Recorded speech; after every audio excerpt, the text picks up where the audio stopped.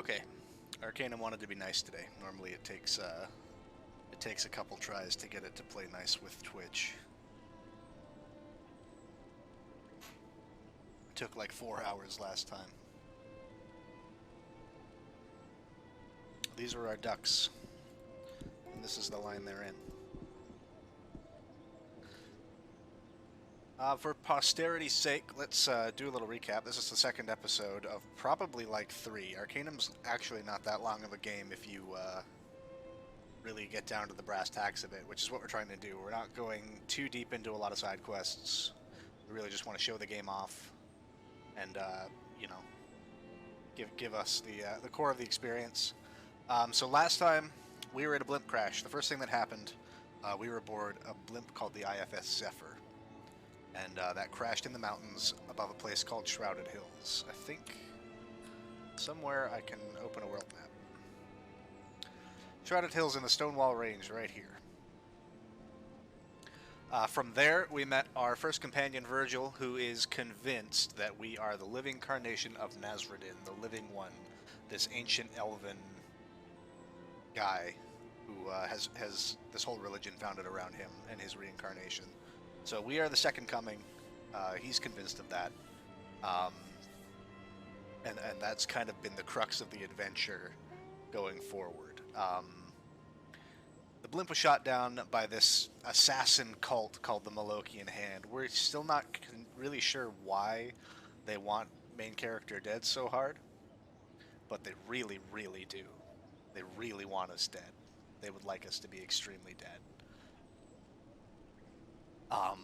So from there, we escaped the crash site with Virgil. We headed into Shrouded Hills. We did a little bit of fucking around because a bandit group had locked out the only bridge out of town. So we killed them and left with a mysterious ring that a dying passenger gave us for the city of Tarrant, which is currently where we are. We did a lot more things, but we're still in this city. In Tarrant, we had the ring identified as a... belonging to one Gilbert Bates, who we went and met with. We discovered the dying man on the blimp was one Stenner Rockcutter, a member of a once lost, or thought lost Dwarven clan, who were exiled because this Gilbert Bates fellow let their technology get into human hands. We went and investigated the mine and the disappearance of the dwarves, discovered that fact, brought back, and we discovered where these dwarves were exiled to, and that man, Gilbert Bates, has told us, hey, I'll pay you if you go and try to make this right. So we are off to a place called the Isle of Despair, which is like a prison colony. It is the Australia of Arcanum, where we are going to go and discover a bit more about why these dwarves were exiled and what kind of...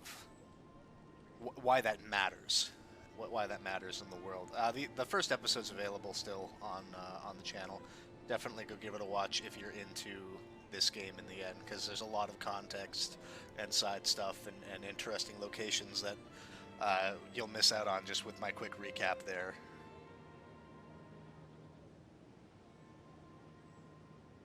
But we'll get right into it now.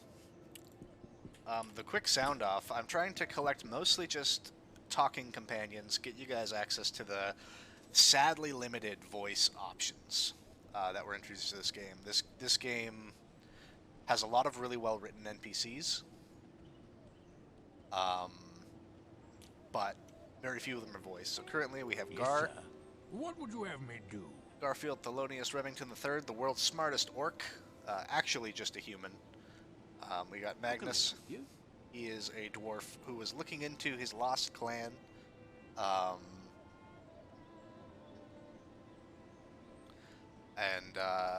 Kind of we ran into him outside of the jewelers where that ring was originally identified, and our paths are aligned now. And then of course Virgil, like I mentioned, who is pretty sure we are the second coming. And then there's this guy. He's not voiced. This is Sogmead Mug. He looks identical to our main character because we're wearing the same armor set, and this is a game from 2001. But he's just a beef boy. He hits guys for me, and we'll be getting rid of him in favor of other voice companions later. And then we have the Worthless Mutt, who is the best boy because he doesn't actually take a companion slot, so we don't have to worry about keeping him around. So the first thing today, we are heading to the town of Blackroot, where one Edward Teach, yes, actual Blackbeard, they couldn't think of another pirate name, so they went with Edward Teach. One Captain Edward Teach will take us to the Isle of Despair, where we will discover the fate of these once exiled dwarves.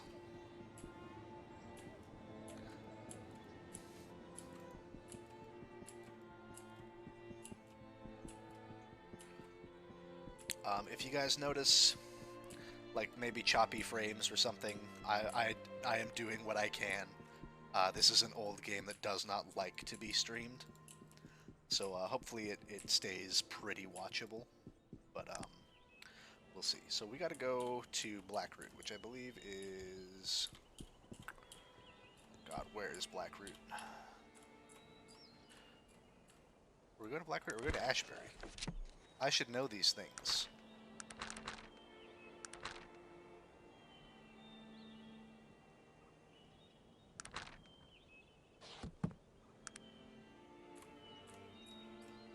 Alright, well, pretty sure I know where Blackroot is.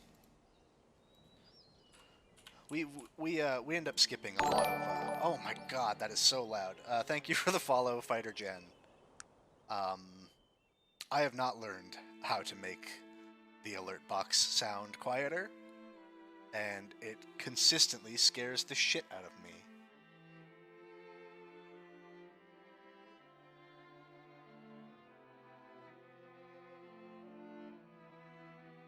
If anybody does know how to make that quieter, please help me.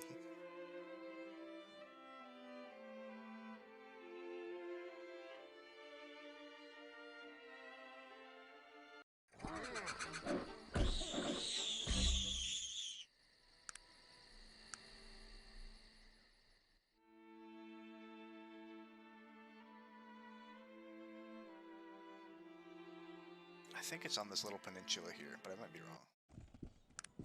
We'll take another pass.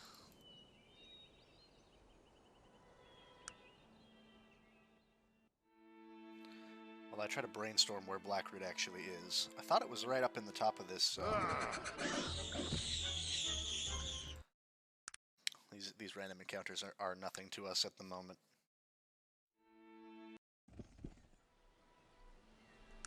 Might be on the other coastline. Let's see. Be along here somewhere. I know it's a coastal town because it's got pirates in it.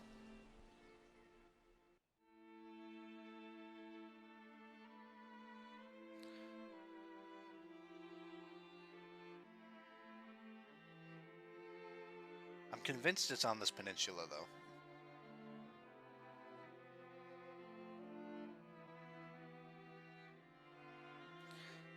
I know up here somewhere in this area.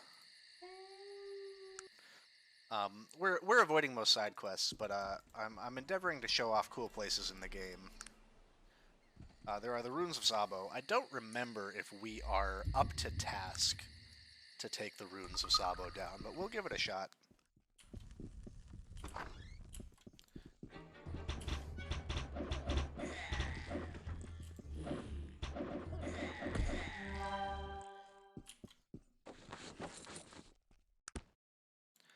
I believe you come here to, scary boys. I believe you come here to become like an expert or a master at the bow skill, but we'll go through it for funsies.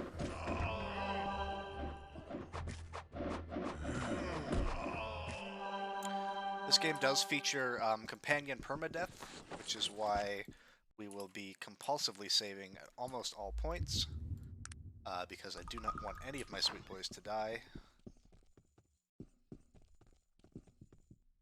I believe that's all we can actually do here without actually having the quest. So we'll peace out of here. We don't use bows because bows are weird in this game. They're very, very good, but take a million ammo to use. I just don't like having to constantly restock on arrows all the time.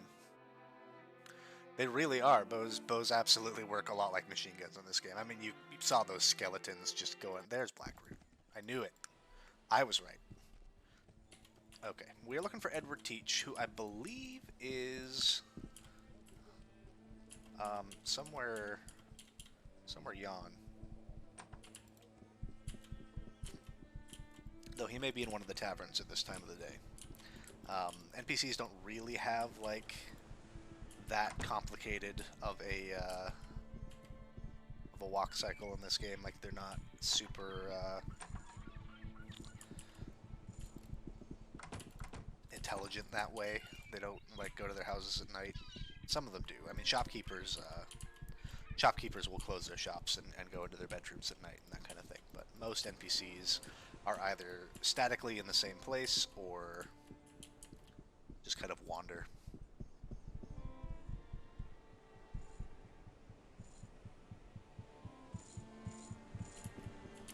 It's not this boy. It must be the guy on the other ship.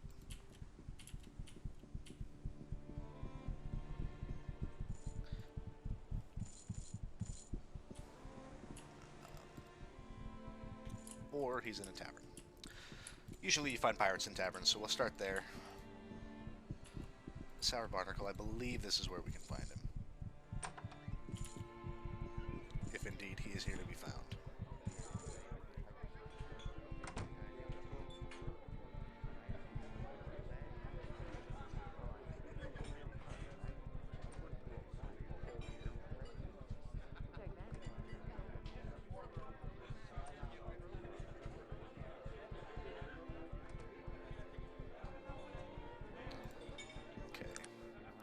I believe somewhere we were told.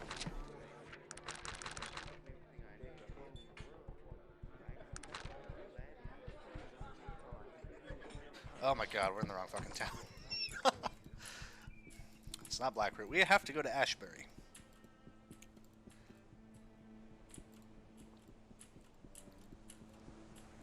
This is what I get for taking a week between episodes. That's fine. We'll go cool places on the way to Ashbury. Ashbury's a cool place.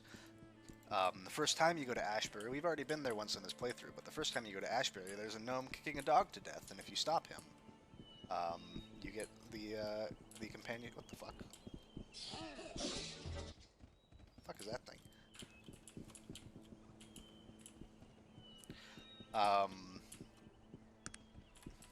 I didn't know that thing was there. Okay, through Tarrant and to Ashbury. Yeah, if you stop the gnome from kicking the dog to death, you get a free dog, and the dog is by far the strongest combat companion in the game and does not take up a companion slot. So very often in my playthroughs, I will beeline over to Ashbury so we can quickly just kind of pick up the dog and make the early game a lot easier to stomach. Because Arcanum can be a frustrating game. It's the kind of game where your character can critically fail an attack roll and completely just cut both of their own arms off and die. The critical fumble table in this game is deeply unforgiving. If we were particularly brave, we have this thing here, a filament sword. It makes our critical hits 50% more effective, but our critical failures 20% more likely. So you'll crit very good, and when you critically miss, you will kill yourself and others. So if you can help it, never use a filament sword. Or give it to a companion you don't particularly care about. It might be how we finally get rid of Sogmeat Mug, is we'll just give him the filament sword and watch him annihilate himself.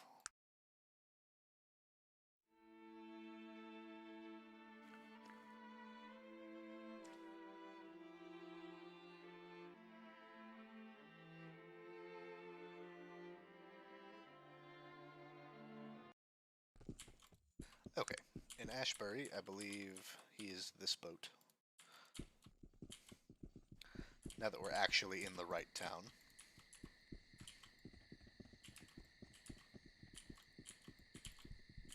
It's fully possible you imagined that first part, though. I didn't get the town wrong at all. It's you who were wrong.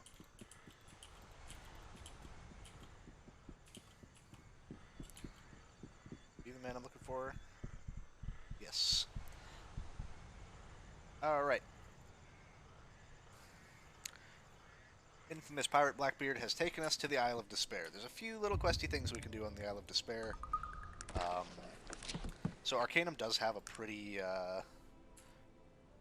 like, crazy world map. The whole first chapter of the game takes place in this region, kind of to the east of the Stonewall Range, and into the Moribund Plains.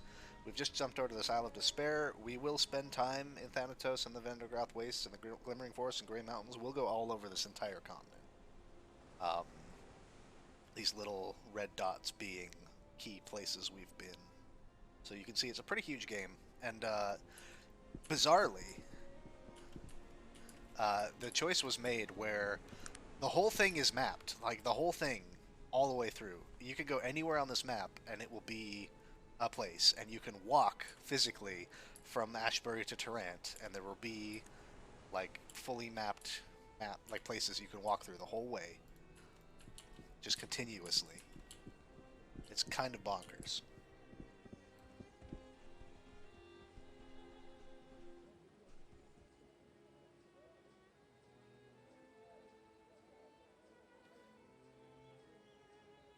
Okay, so this guy says, I don't know, there's only a couple dwarves here, I don't know about your clan. There's a scary monster somewhere to the north, and if you go kill it, you'll get some real clout. So we're going to do that. We're just going to wander around the Isle of Despair for a bit, because I don't remember exactly where the lair is. There's some quite dangerous enemies on the Isle of Despair. You saw there, Virgil made a critical fail, and he dropped his stick. And you gotta just kind of really keep your eye out for that. Yeah, that's basically what they do. It's just wild to me that the entire, that they made the whole continent be a place to walk instead of having you, like, move from location to location. But it's that old Fallout style.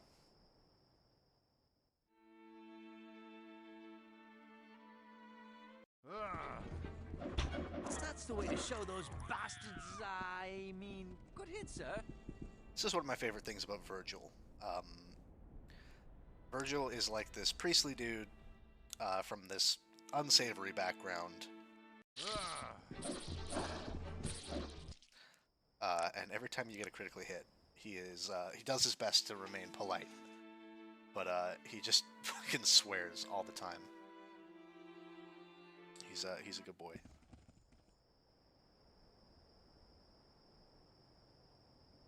Okay, we did find a couple locations, but none of them are the one I'm looking for. I'm actually fairly sure when they say his home is north on the Isle of Despair, I think literally you just go north out of the camp. There's one more place up here. I think it's right on the edge here. We'll try to get it. There it is. Because those other two places are questy places that we may or may not get to, but this place has some wild shit in it.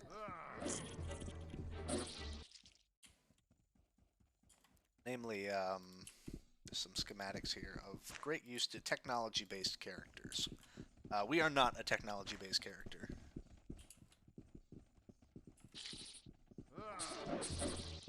Yeah, it takes literal real life hours to walk anywhere.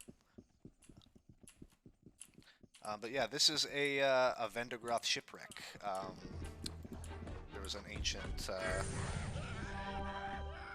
Magnus over there killing gorillas. Thanks, buddy. Ancient civilization, long lost, kind of Atlantis type shit. This is one of their submersible vessels. And we got a couple schematics out of it. The Reanimator and Bronwick's gun. We won't be able to actually, like, make them. Where's the crafting menu?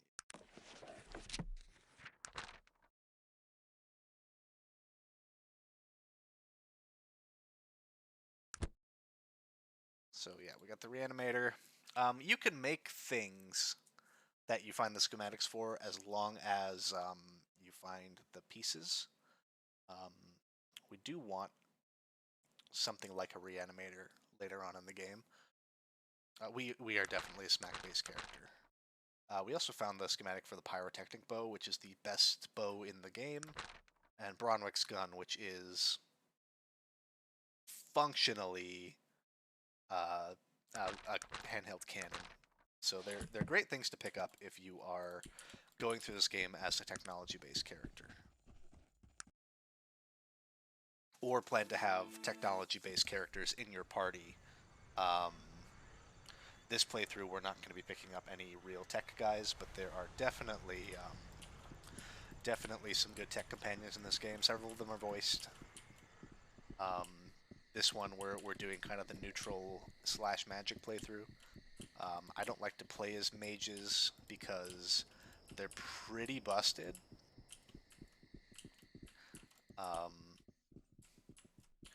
It may seem like the character we're playing is also busted, but believe me, mages are more busted than this. There's a way across somewhere.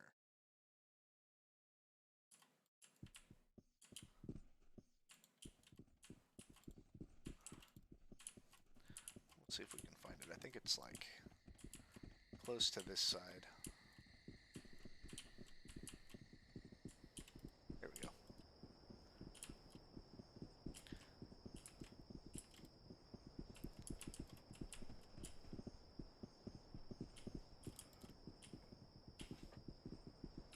So one thing that's mildly problematic in the party we have is we have Magnus Shalefist here. He's a good boy, but he's a technology character. As you progress in this game, there's like this scale of alignment and the scale of tech and magic.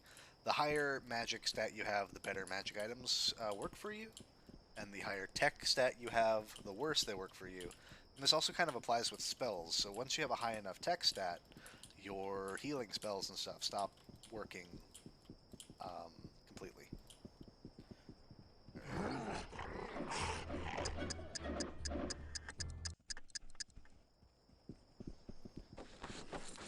I believe that was the beast, the temporal crusher.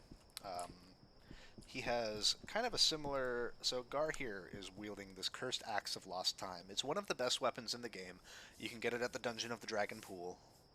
A reference to everybody's favorite. That is true. If you have a magic alignment over 60, you have to ride in the wizard caboose, or else the train blows up. And if it's even higher than that, there comes a point where you cannot ride the train at all. Not a big drawback, because if you have the dog with you, which I almost always do, you also cannot ride the train. This brings me to my assumption that dog is a very powerful wizard. But like I was mentioning, Gar is wielding the Cursed Axe of Lost Time. It's the most powerful weapon in the game. It does 70 damage on a hit, but has a chance to hasten... It has a chance to hasten enemies you hit and slow yourself, but when it does 70 damage a swing, it does not really matter at all.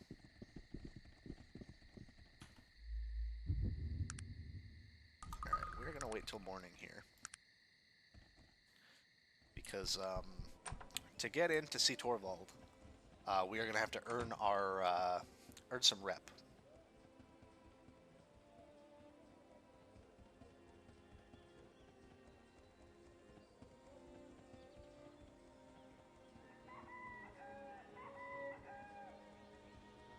So, we're going to have to fight in this little gladiatorial pit.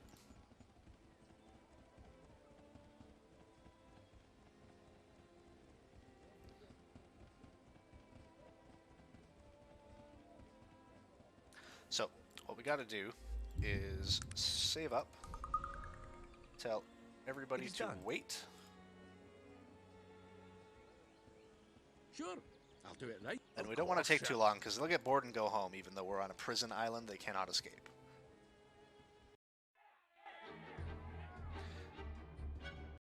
Now, if you're very quick, you can loot these guys. And it mostly doesn't matter.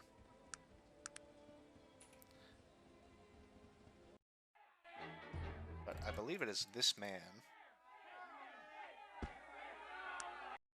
We were just too slow, so we're going to reload. Tell everybody to wait again.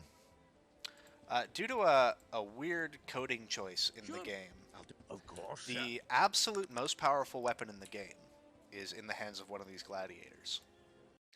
And I will show you exactly what I mean.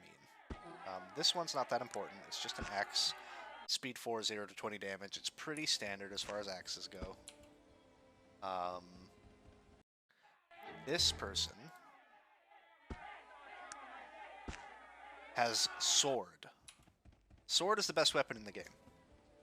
I know that might sound strange, but sword, due to a coding error, has a speed stat of 20 and does 10 to 15 damage. Alright, I have to organize my inventory a bit better to do that. Basically, it is as fast as the fastest dagger in the game, but does pretty much regular sword damage. What is it that you... I'm ready to get going. What is it that you want of me? We'll have you... Wait again, I didn't pick you up. It is I was trying to load off my inventory on these guys, but I forgot they weren't my companions right now.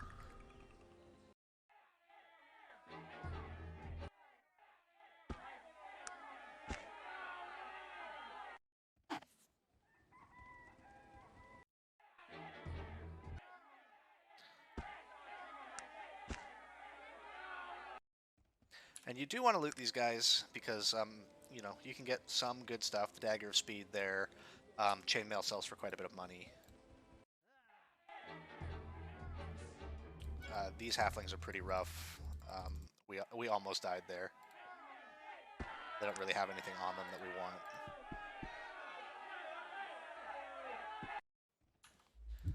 Save up there. I believe that's all of them. How can I help you? It's about time. Virgil's a good boy, so even though we are Yes, not currently in the party with him, he still heals us. Alright, so we've done all of the pit fights and achieved best sword in game. Sword. I really like that.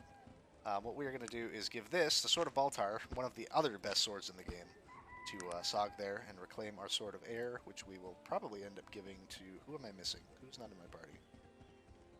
Goodbye, sir. I thank you for return. Goodbye, sir. Goodbye, sir. I thank you for returning. Alright, we're going to redo that. Is Gar just gone now? Yes, sir. I'm ready to follow. Alright, How yeah. can I misclicked on Gar and returned his freedom to him. We bought Gar from a circus, basically. And we want to keep him with us, so we got to be a little careful there.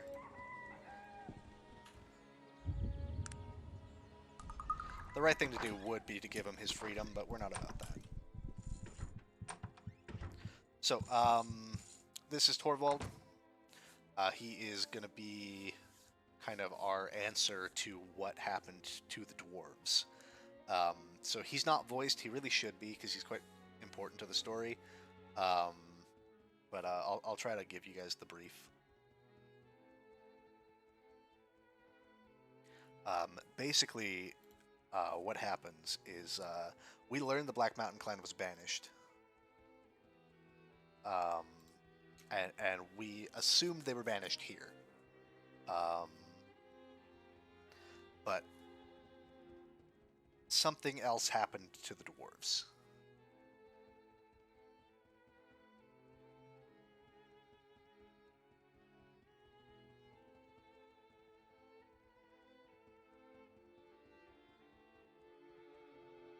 We have to buy this information off of him. Basically, he says, go ask some actual real dwarves. I'm here because I'm a criminal. I don't know shit. So we need to do a little bit of running around, get some questy stuff done, in order to get enough money for him to tell us this new information.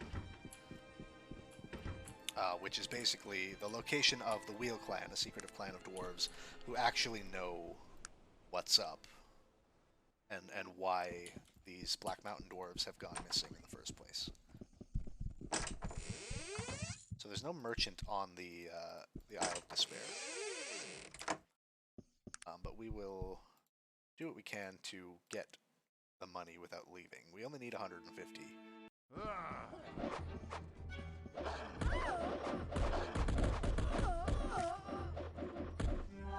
So the hope that these women have some money on them. That one had a gun. That's weird. I don't believe there's any money to be had on the Isle of Despair, so we may have to go talk to Teach and have him bring us back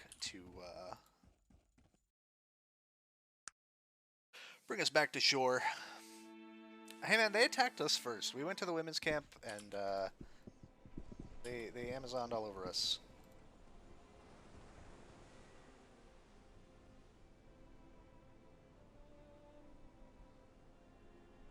And honestly, it was pretty rude. So we're taking a quick trip to Ashbury, where we will advance till morning so the shops are open, and we will go find a junk merchant to sell a lot of our extremely expensive things to.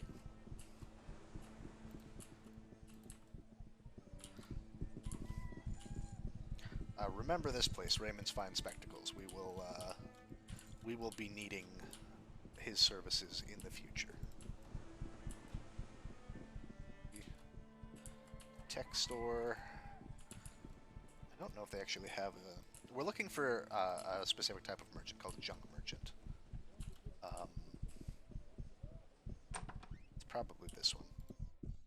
This, however, is a magic shop and may buy some of our things. Can you identify things? No. Okay, let's head down to the sundries and see if we can't get that last little chunk of money that we need.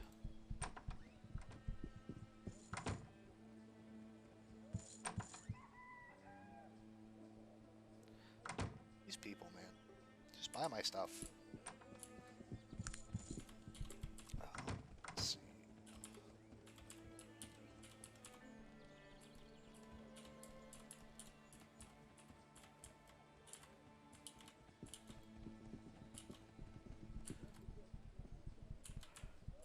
May have to take a quick detour to a town with a real merchant.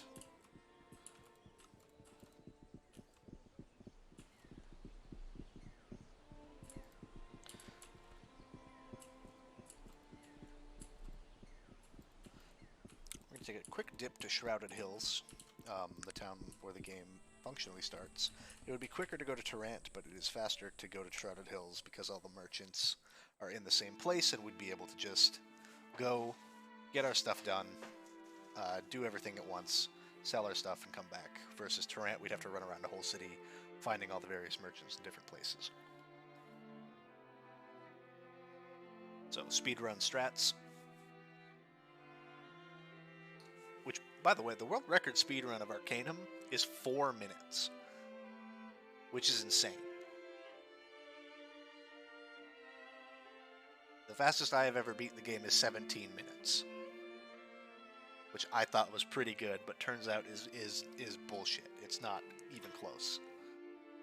It's a baby time for garbage people.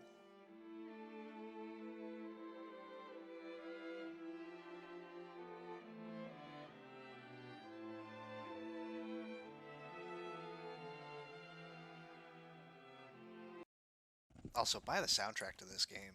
The soundtrack to this game's so good. Like, it's so much better than it has the right to be. It's like string orchestra all the way through. It is one of my favorite game soundtracks in one of my favorite games of all time. Alright, this is a witch. She will tell us what kind of magic all of our things are. And then maybe buy some. This is a bad necklace we're gonna sell to somebody who. These are bad gauntlets. These are two very cursed items. Don't wear them.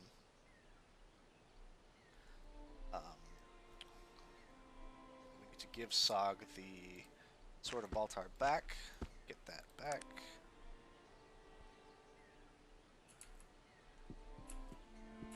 Yeah, the turn-based movement glitches are just bonkers. You can just, like, because you can turn off like animations in turn-based mode or something like that, and then stuff starts to move extremely fast.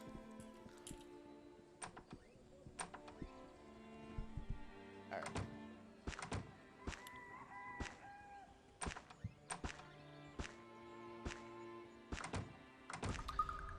So this is Restizi. He's a junk merchant. He will give us bad prices on our things, but we don't really care. We just want to get our stuff sold and get back to Ashbury so I can keep showing you guys this game. Because right now we haven't really done anything cool yet, except for talk to Blackbeard, but I mean, he's kind of lame in this game.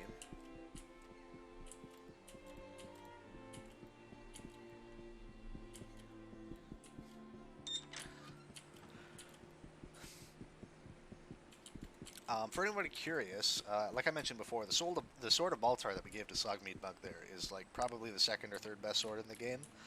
We stole it from a lady in Durnholm who was racist to us. This game has a mechanic called Fate Points. So this little infinity symbol with the 1 in the top corner here, which just lets you like full heal your character, force a good reaction, make your opponent critically fail to attack, or critically succeed at pickpocketing, which is the best way to use them because you could basically get your hands on some of the best gear in the game in the hands of random NPCs who have no reason to have weapons that strong. In Tarant, you can get your hands on, I think, like the third best gun in the game, basically immediately, by pickpocketing a random halfling who's carrying the hand cannon around. So if we ever come across somebody that I know has a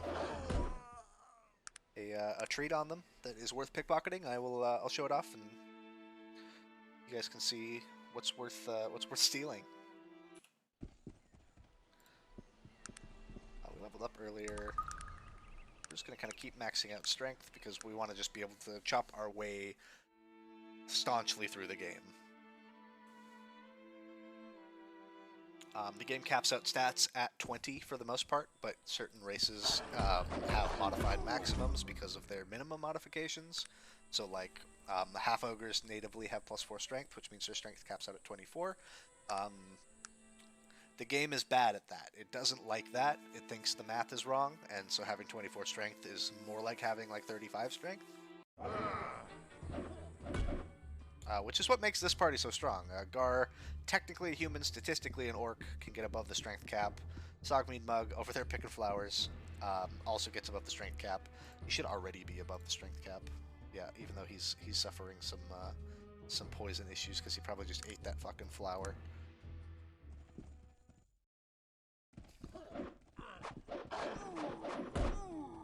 I do not believe Dog goes over the strength cap. Dog, as far as the game is concerned, is human.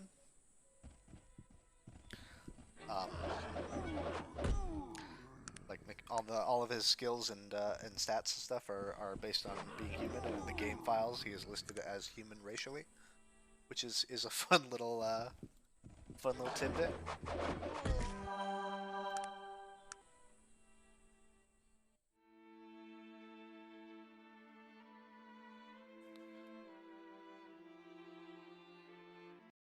Jesus. Come on, guys. I'm trying to go talk to pirates.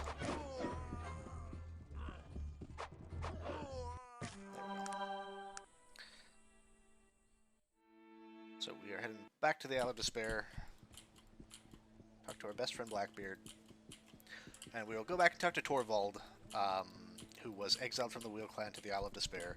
He will tell us the secret of discovering the Wheel Clan's clan entrance is hidden by some kind of dwarven stuff. He will tell us the secret of how to get in on the provision that we not only pay him a preposterous amount of money, but tell his clan of his fate in his exile, which is fine with us. We offered to just bring him with us, but he's not into that. He's like, I'm the mayor of prison. I'm cool sticking it out here. I believe in here, I don't have any lockpicks, so I can't show it off. In here is a item that would make the rest of the game a lot easier, but we can't access. Now we need to get some Cathorn crystals.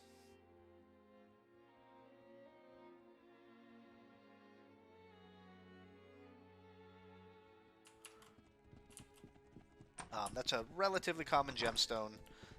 There's a couple locations nearby we can nab some. At the moment, some people are trying to steal our boat.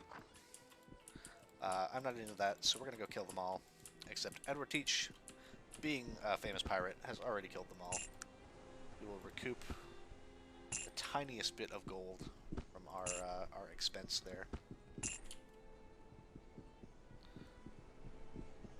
And he'll be like, man, I'm Blackbeard.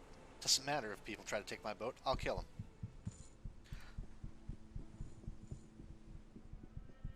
So, this is where this shop comes in. Like I mentioned, they're going to be relevant in the future, but we need to find 2 Cthorn crystals first. Because we need some secret spectacles made out of Cthorn crystals in order to find the entrance to the Wheel Clan's hideaway.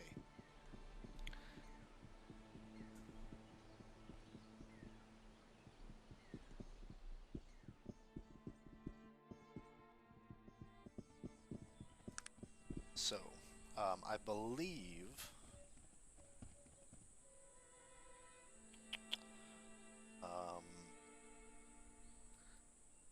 this ancient shipwreck, I should have left them there. If I had some hindsight, I left them. Greetings, traveler. It seems to me that you're looking for answers. Perhaps it is time that I answered them for you. This is a very important random encounter. We are accosted by a level 50 mysterious apparition. Pay very close attention to what this man says, if you are interested in the story of the game. Don't you know? Are you not the reincarnation of Nazareth? Has it been so long that you don't recognize your old nemesis? Or perhaps you're not the living one after all, merely a puppet playing his role. I see. Perhaps you are not the living one. Perhaps Nazareth, the coward that he is, will not heed fate's call and face me in the final battle. It would be so like him to do so. I am he of the dark, the rightful ruler of this land, the vengeful god of Arcanum and its races. I am Aranax, and I have come to give you a message. The message is this. Whether you are the living one or not, whether or not the coward Nasruddin hides in your bones or still rots in his grave, the inevitable will still come to pass. I am returning. It has already been set in motion, and there's nothing you can do about it. I am returning, and all will fall before me. Everyone you know, everyone you love. See my power? Do you yet understand? Perhaps I need to be more clear. No one is safe, traveler. No one. Not even you. Remember what I have shown you here. Remember and tell the world. Aranax is returning to Arcanum, and nothing will ever be the same. Farewell. So yeah, welcome to our first major antagonist character. Aranax. We'll learn more about him in the far future.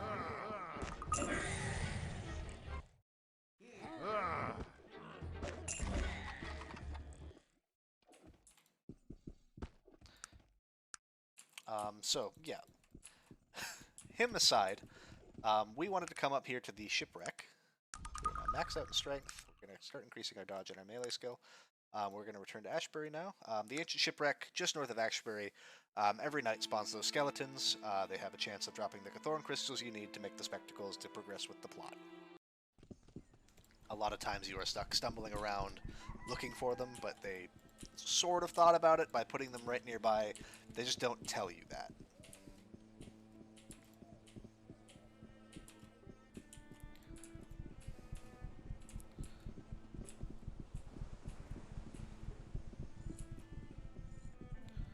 There's also this man here. He sells magic swords and stuff. He's an elven merchant. He doesn't like us very much, but we do sort of want these gloves of dexterity. I think there's something you can... I'm going to buy this because I believe there's something you could do with it later.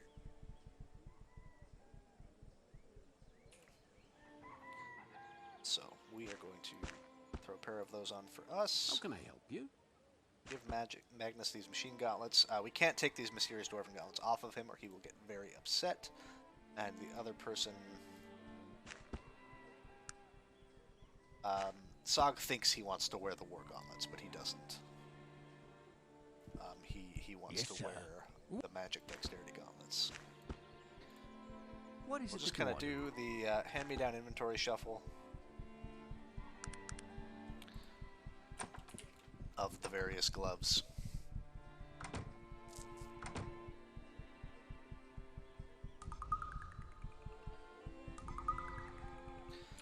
Okay, we have our magical Wheel Clan spectacles, and well, they're not magical, they are technically technological. They sure seem kind of magical, because what else would be hiding a secret entrance to a dwarven stronghold in the side of a mountain that you need special glasses to see? But they are technological. So we're going to head up to the Wheel Clan, and I believe, yes, we are level 35, which is good. We want to be level 35 for this next part. Because companions are limited based on your character's level. You cannot recruit a companion until you are at least equal to his level, his or her. So we're going to go see the Wheel Clan, and there's a very particular order of things we are going to go through in order to get a very good companion, another very strong fighter, and a very, very plot-important character who you cannot recruit without going through these particular hoops.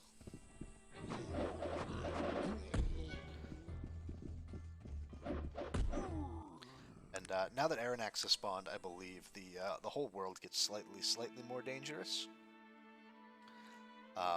See ogres start appearing in the random encounter table and similar.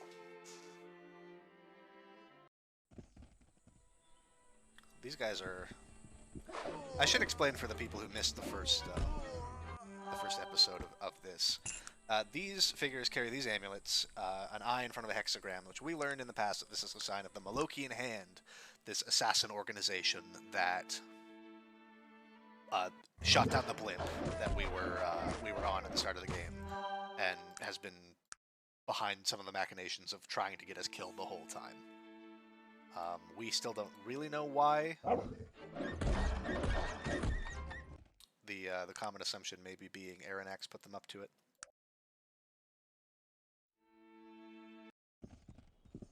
Alright.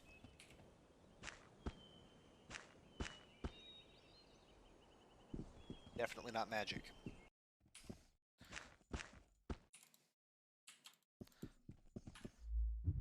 Save it here. And these dwarves are not going to be happy about this. We need to speak to King Thunderstone, house directly northeast. So there are a lot of side quests. I know it's a lot, buddy. I know it's a lot.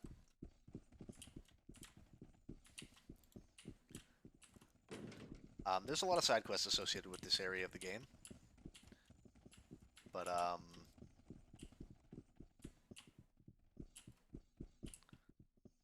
we're gonna not do most of them. This is an altar associated with a side quest. I just need to figure out where the king is.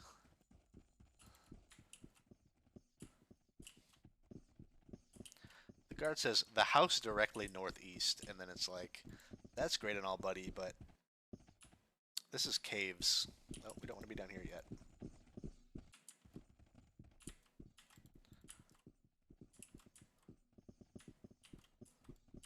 I believe he's through here. Yeah, here we go.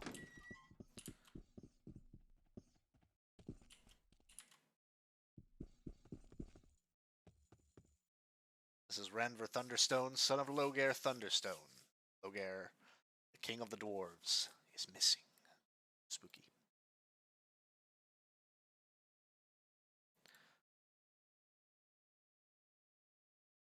So we are telling him the story of Gunman Orbender, the dwarf we encountered in the Black Mountain clan mines, who was exiled, who told us the dwarves were exiled to the Isle of Despair, which turned out not to be true, and we're trying to get to the bottom of that. And yeah, he is kind of alluding to some things. Old and dark business, something involving elves, which is never, never a good sign.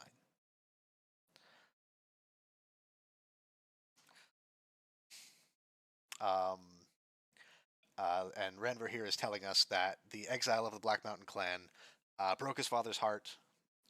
He warred against Lorik the Outer in the path of Gorgoth, which, like, that's a big deal, I assume. And this is what broke him. This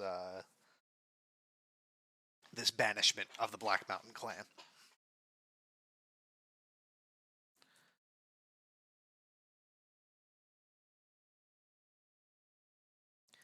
Now, we have to go through, again, like I mentioned, very specific dialogues so that Loghaire Thunderstone, King of the Dwarves, will join us on our quest. So, excuse me while I don't talk as much as I should. I'll try to summarize a bit of the story he's going through. I don't think Twitch lets you pause shit and like rewind it anymore, so I mean, we'll do what we can.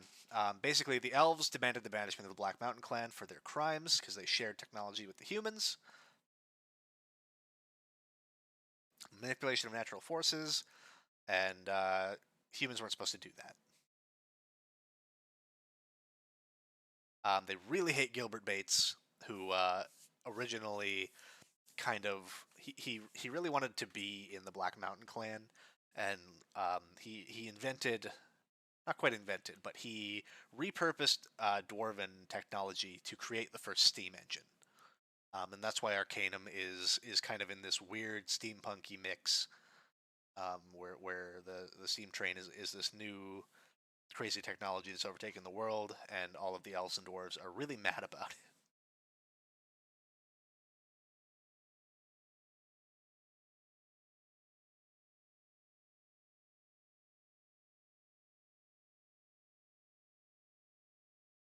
So Loghaire Thunderstone has exiled himself to the Dredge, where he will live out the rest of his days killing monsters, some real Dragon Age Deep Roads type stuff. So, at this point, he is going to explain an important dwarven philosophy to us. And this is the dialogue we're looking for so that we can later convince Loghaire to join us. It is I believe, like the theory of stream and stone or something like that. I'm going to cheat a little bit, and I'm going to look up the exact dialogues I need because they're very particular.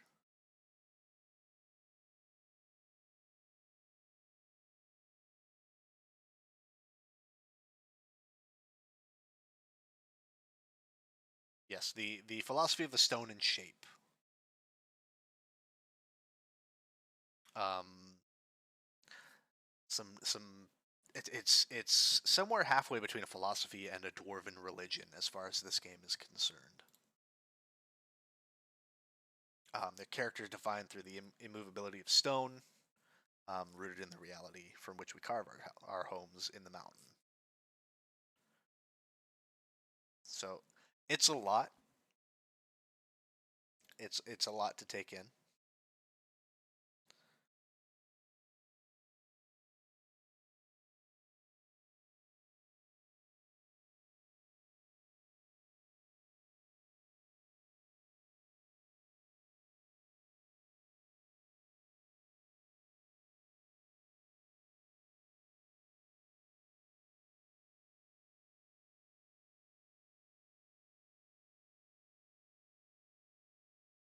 Okay, so he's told us where his father's hiding, down on the dredge, because he has been visiting him, even though he shouldn't.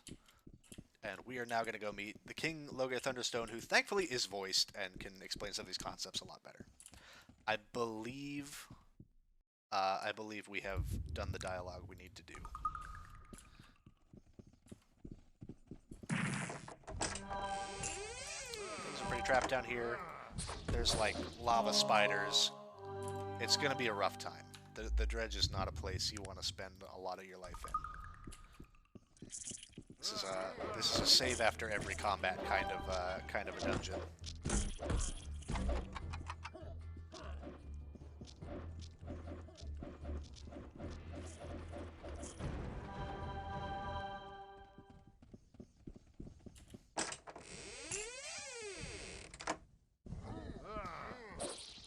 And anytime you see these molten arachnids, you're gonna want to kill them basically instantly because they can cast high-level fire magic at you.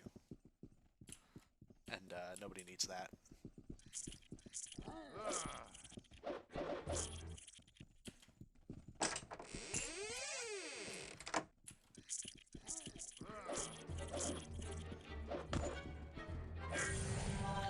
Obviously, though, some extremely good XP gains in here from killing all these very dangerous spiders.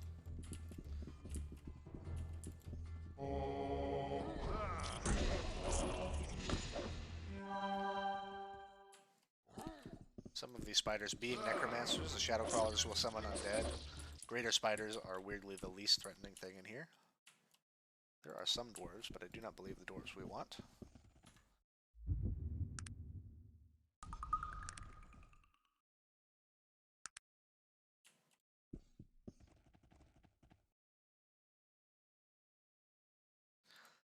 So we have to start almost every dialogue with explaining to people that, hey, I know I'm a half-ogre and everybody in this game is racist, but please still talk to me. So now that we're past that, we can talk to Arvid here, who is basically telling us there's some crazy, like evil spider in the mines. We've already killed it by accident. So they're very happy about that.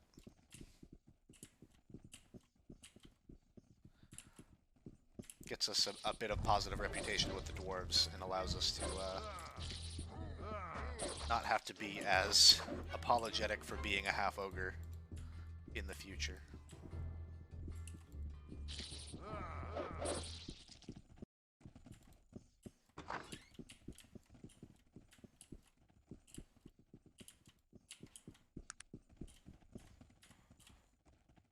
This is back in Dwarf Town. We're looking for our particular entrance to the dungeon of the dredge, which I do not believe this actually is. I think this is just the mines. Probably.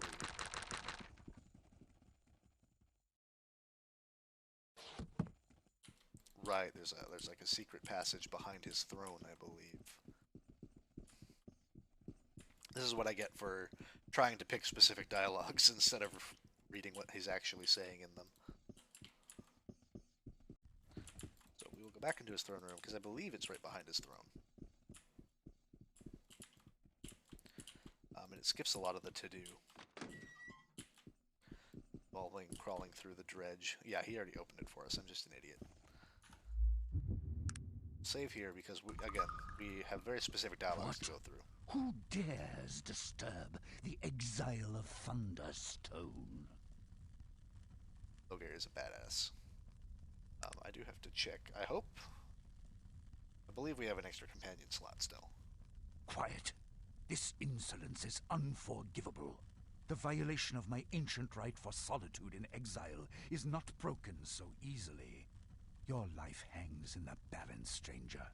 Speak quickly, lest you taste of the fury of Harrow. My son, Randver, he would dare permit such an affront. I've come here to writhe upon the blade of my sorrow, to live the 1,000 deaths by the ancient right of kings. These laws are passed down through the mountain from the beginning of remembered time. Your life is forfeit to them, as is my own. Do you understand? What? How do you know? Speak quickly. Your life still hangs in the balance. I've no words, no words. My crime, it seems, is even more heinous than I thought. I deserve much worse than this mere isolation. In all the time since the judgment was passed, I have never spoken of it. My shame has held my tongue. It seems that very shame shall now, finally, bring the betrayal to light. A delegation of elves sent from the Silver Lady herself. They came not long after Bates had built his first steam engine. Technology in the hands of the human had spread and advanced at an alarming rate, and the elves were hit first and hardest. Their forests were being cleared with the help of technology. Massive steam-powered clear-cutters. The oldest groves, towering and untouched for thousands of years, were being destroyed without prejudice. I saw much of this with my own eyes. The ancient forest of Morbahan is little more than a graveyard now. The Silver Lady is Mother Queen to the elves. She is very old, much older than I, and very powerful in the ways of magic. There are many reasons. Humans, in comparison with the other races, live such short lives. Because of this, I believe that every human action is motivated through fear. The fear of death. You would think that this was a relative issue, that humans would learn to live with this limitation and accept it. This is not true. And therefore, humans, when confronted with any situation, see it through the veil of their own mortality. Achieve, advance, perform. Humans are constantly driven by the shadow of their own death. This fear, unfortunately, clouds their judgment, deadens their sense of right and wrong. Humans act first, think later, and feel last of all. When Bates was given a look at our technology, he was overcome. As a human, his first thought was, what can I use this for? When it should have been, what is the cost of its use? Technology exploded in their hands because they are not burdened with our longevity. Humans rarely live long enough to see the consequences of their mistakes. The delegation told me that she was extremely hurt and angry about the damage that had been done. According to them, because of her age and power, she was hurt the most by the clearing. Her connection to the forests was strongest of all. In Kintara, the oldest city of the elves, somewhere within the glimmering forest. No, I'm not sure if any but elven eyes have ever been laid upon her. Over the years, we have corresponded through messengers. Elves and dwarves are very different, and we tend to stay away from one another. But our relationship, as culturally strained as it may be, has always been civil. We don't necessarily understand one another, but we've always respected the differences. I've said before that there is a strong connection between living things and magic, and the magic flows the most strongly in the veins of elves. Dwarves are very different. We feel a strong connection to the earth, but in another way. We love those things which are eternal, unchangeable. Earth, stone, metal. In those things are strength, but not life as you know it. They said that if the Black Mountain clan was not punished, there would be war. War! I told them that a punishment was already being decided upon, and that we, as dwarves, would deal with them. They refused. They claimed rights as the afflicted, and therefore as the judges. They agreed that exile was a suitable punishment, but they wanted to be the vessel of that retribution.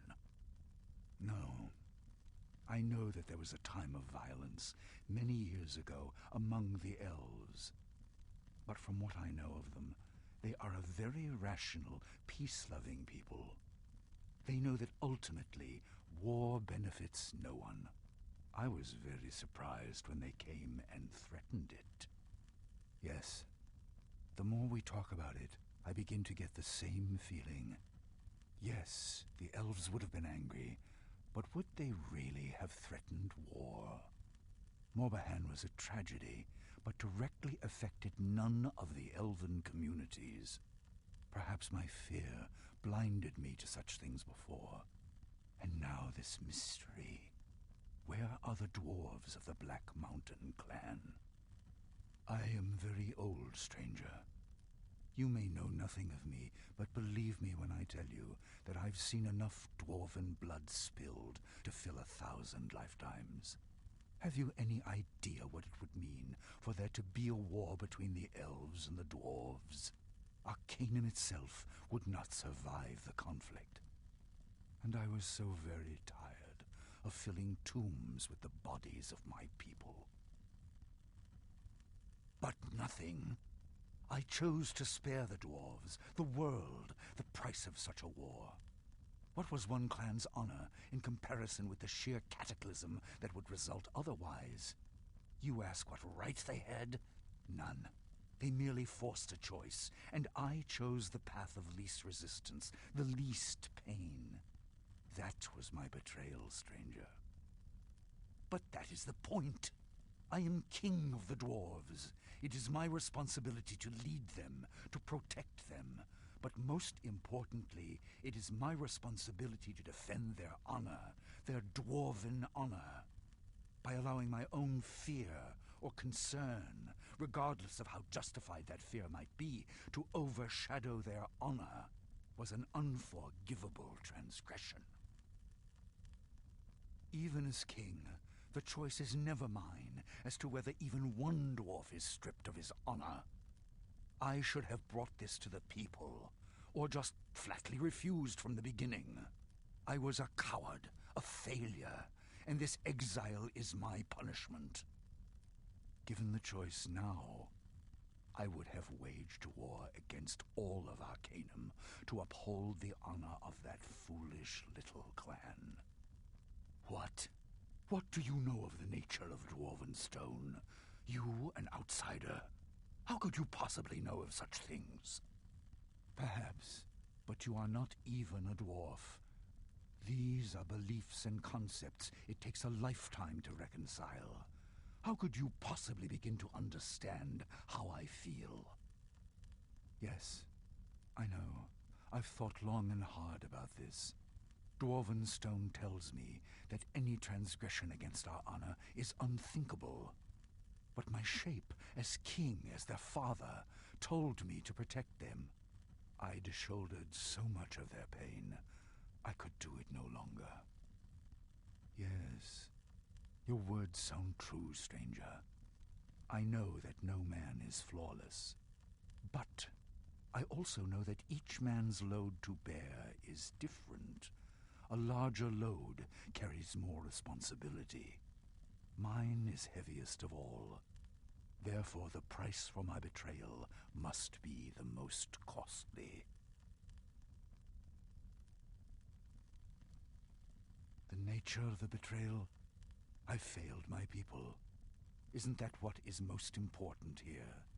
The betrayal was against their stone.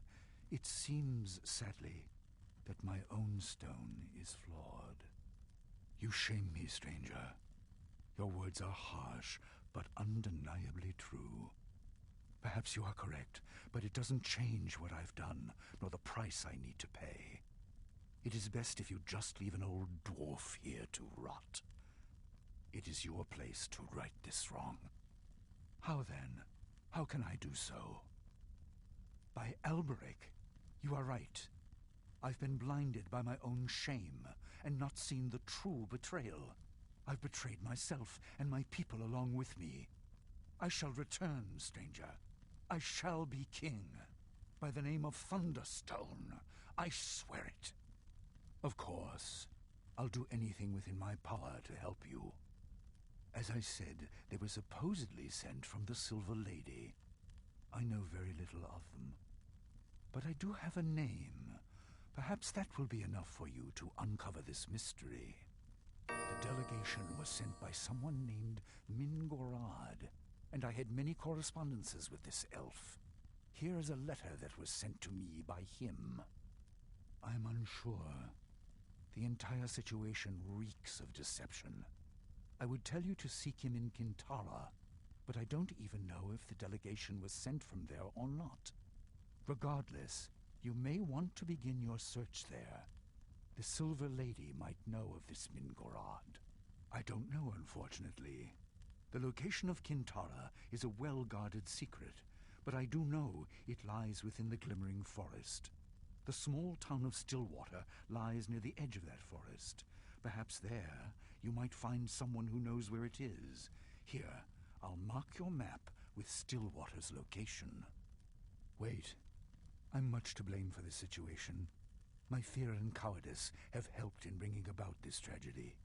I feel I must do something to help you. Please, take Harrow, the first axe of my family. Its blade strikes true and deep in the hands of the righteous, especially if those hands are dwarven. Within it is the strength of the Thunderstones. I give it to you. I'm sure you will. Godspeed on your quest, my friend. And if you do find out what happened to the Black Mountain clan, return to me. I would be very interested in finding out what really happened to them. Very interested. Okay, so that was a lot of exposition. We're gonna give this to Magnus, who doesn't realize that it's the ancestral axe of the king of his people, and instead wants to use this dagger, but we took that from him. So we are off to a place called Kintara. Well, we're off to a place called Stillwater, where we will then go off to a place called Kintara. Kintara, the ancestral home of the elves, where we will discover, for realsies this time, what happened to the Black Mountain dwarves. Now working at the behest of the king of the dwarves, in addition to a very rich man.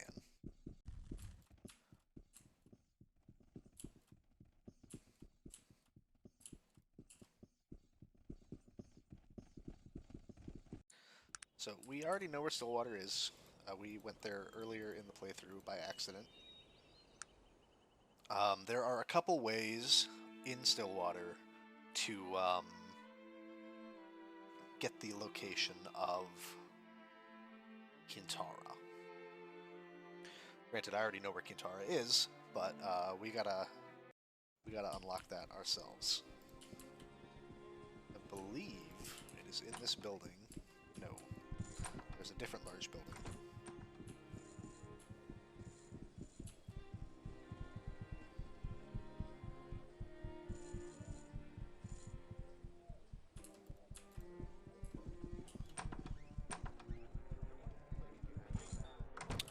We're looking for a particular elven gentleman who hangs out in the town here.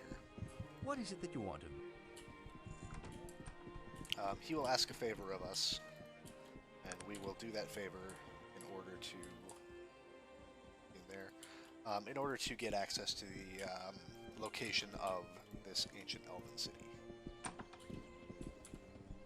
I just got to remember which building he is in particular.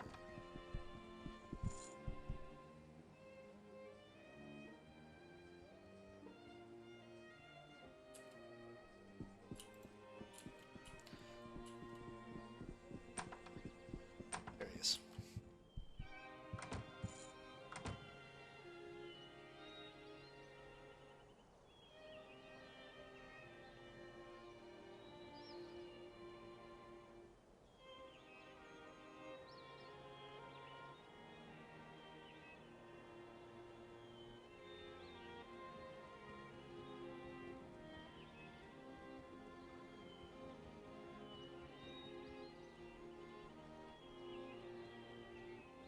And basically, this guy's an asshole, but if you're an asshole back to him, He says, "I will show you where Kintara lies, but you have to do a thing for me."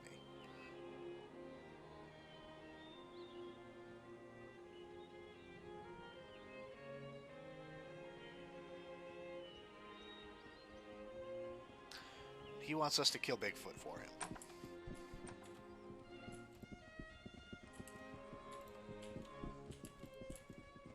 Which, obviously, you know, very, very worthwhile thing to do.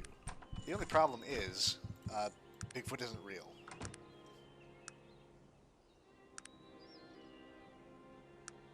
So what we're actually going to do is use a fate point to steal his necklace, and return that necklace to another woman who will tell us where Kintara is. Because the Stillwater Giant questline is kind of just a big red herring. I believe the Stillwater Giant is real, and you can also like buy a fake Stillwater Giant pelt from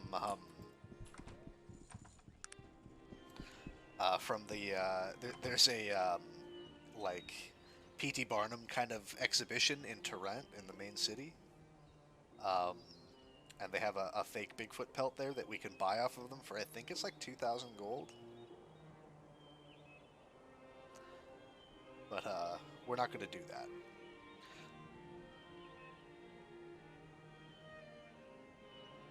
I believe...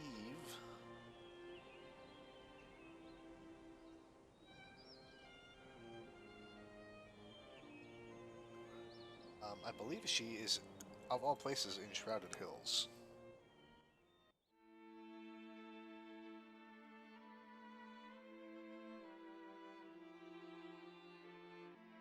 Way back where our quest started.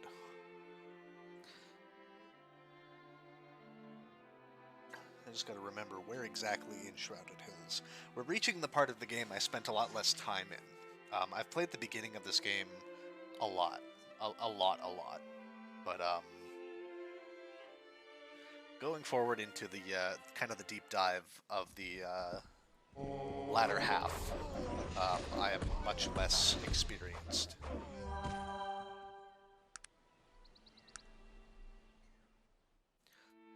By the way, I did mention Loghaire Thunderstone, King of the Dwarves. He will be our companion later. For now, we have restored his honor, and that's good enough for him.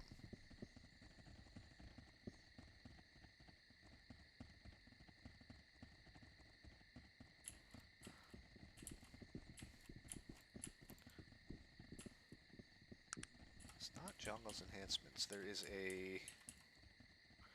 Down here, there's an herbalist in town. An elven herbalist here who, don't remember exactly where she is, because I don't spend a lot of time doing herbalism.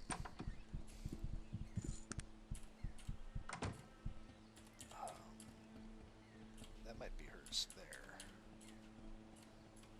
There it is, up at the top of town.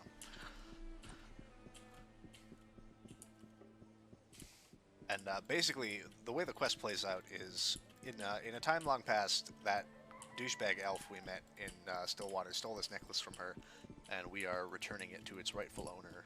And in thanks for that, she will give us the location of Kintara.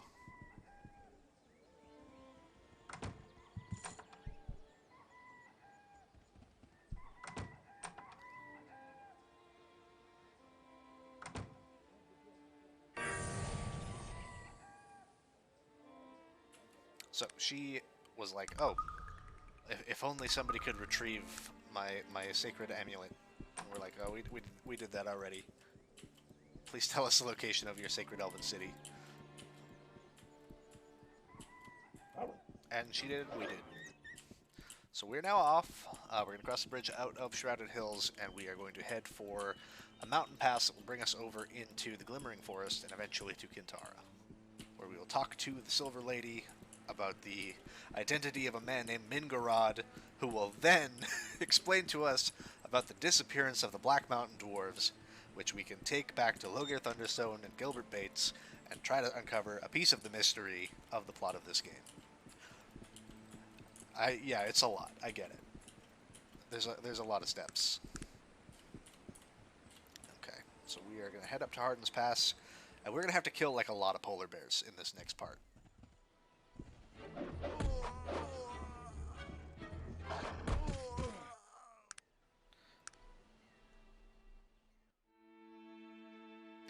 We're also coming to the point in the game where functionally we can beat the game whenever we want now. We get access to cross the mountain, and now we can go to all of the locations we need to go to in order to beat the game. We're going to follow the plot line because the point of this is to show off Arcanum and get people interested in playing it because it's an amazing RPG. But if you're the speedrunning type, you can literally just run from Shrouded Hills up here to Hardin's Pass, across, and then, you know, go. You can just go from there. So we have to do some trekking through Hardin's Pass here. I don't believe you can just go. You have to actually make it through the pass.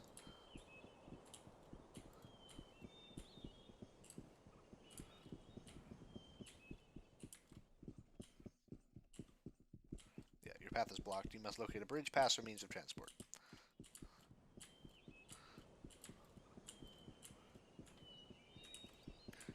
Now, they kind of hide the pass from you a little bit. I believe I know its location, but you have to kind of... You have to guess a little bit. So we may have to kind of reset the location a few times in order to actually find what we need to find.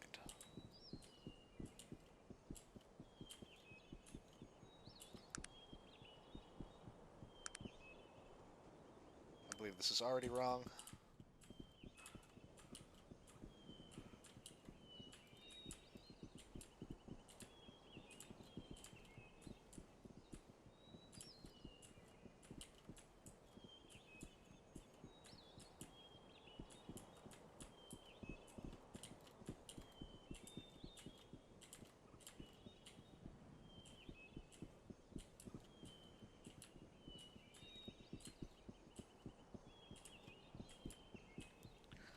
Hardin's Pass is kind of a weird part of the game. I believe we are now going the right-ish way.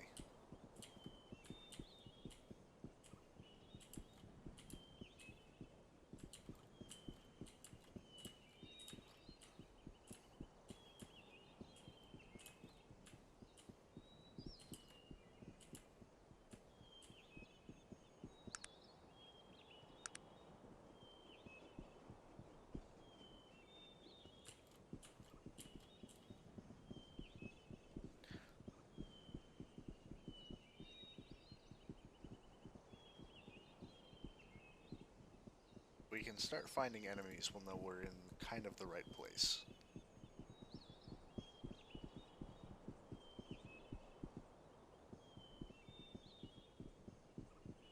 I believe we have sailed off course again. Might be going the right way.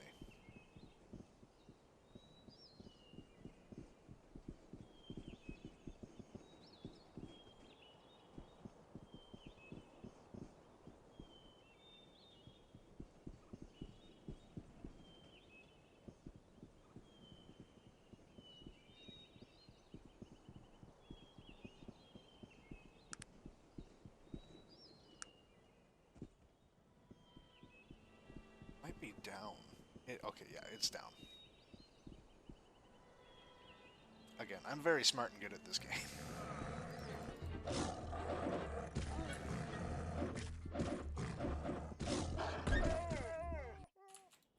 So we've got to carve our way through Hardin's Pass, killing polar bears and wolves along the way.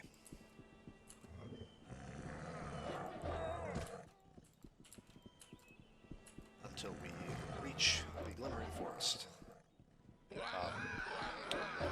Also Yetis. They make Just a horrible noise.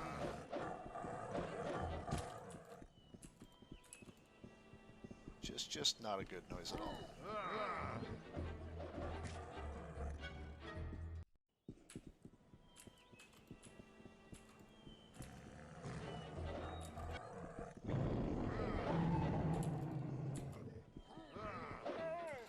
Best of my knowledge, I do not believe there are any major treasures to find. So we'll simply go through, kill all of the dragons and yetis that we can.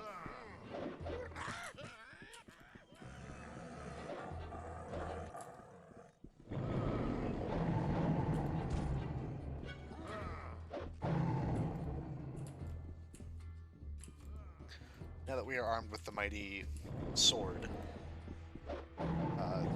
these beasts hold no real threat to us.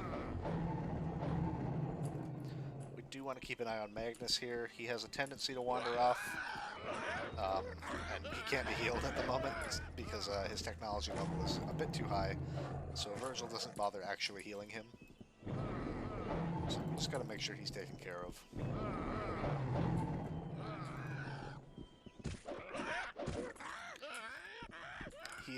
He is far and away the weakest link of the party. Poor old Magnus boy. But keeping him around because he's voiced and he's not super plot relevant, but at least a little plot relevant.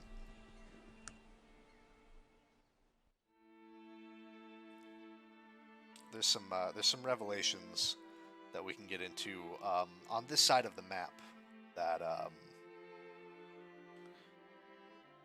that he is relevant to, I believe. It might be elsewhere.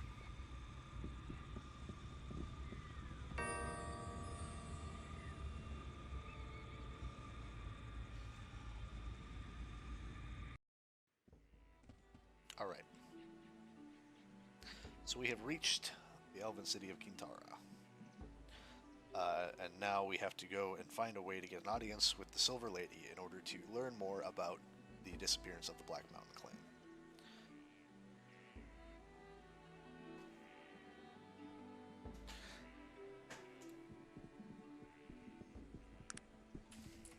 I believe she's in here.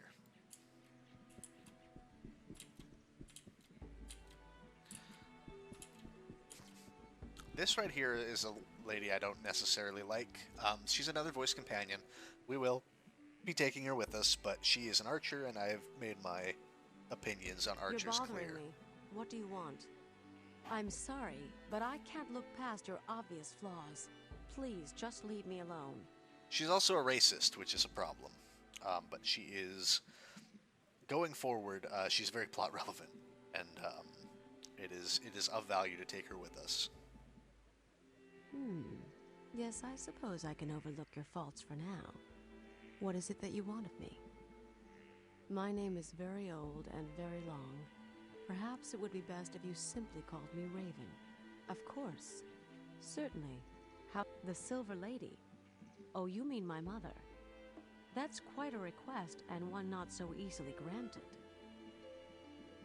And believe me when I tell you that no one sees my mother until I see it as necessary. She may be our queen, but I oversee the daily matters here in Kintara. You'll have your chance. Forgive me if I seem a little abrupt, but I've many things on my mind today, and there's much to be done. Once I've taken care of some of the more pressing matters, I'll talk with you about your needs. Your offer is greatly appreciated, my friend. We'd appreciate any help you might be willing to give.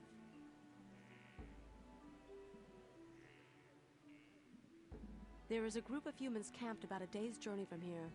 We know not what they want, but where humans go, trouble usually follows. The place they are camped at is called Falcon's Egg, and it is considered a holy place for the elves of Kintara. We would like you to find out why the humans are there and remove them. Splendid. Are you sure you understand what needs to be done? It's not far from here. I'll mark your map with the location.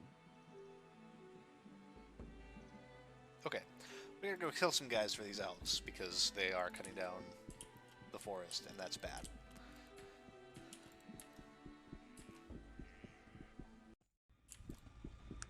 But first, there's a couple little things we're gonna run around and do, because there are all sorts of mysterious, mysterious who's its and what's its to explore. And we're gonna start with this river.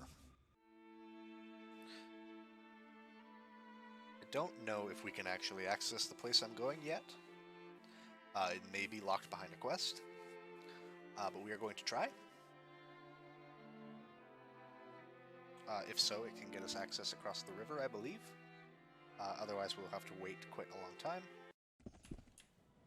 Yeah, we cannot. Alright. So we're going to go do a little exploration of this side of the continent. Do a little bit of the song and dance, level up. We're not going to do so many side quests, but this game does have a lot of interesting locations in it that I do want to allow people to like see and experience, without spoiling exactly what their purpose in the game is and why they are there.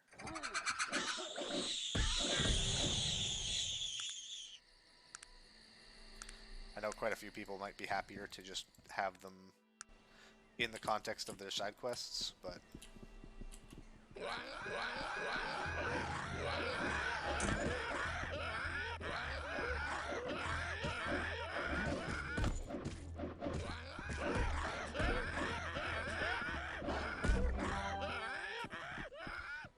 this is such a weird place. I always feel like we have to come here.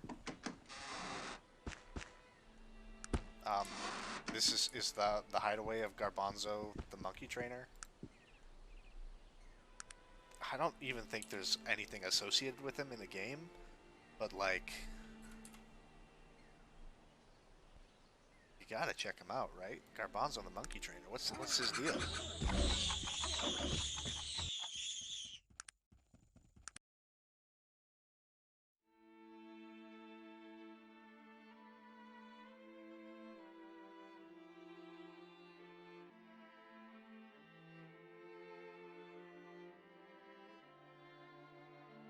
We're not going to do too much exploration because I don't want to discover some places that are going to be plot relevant soon.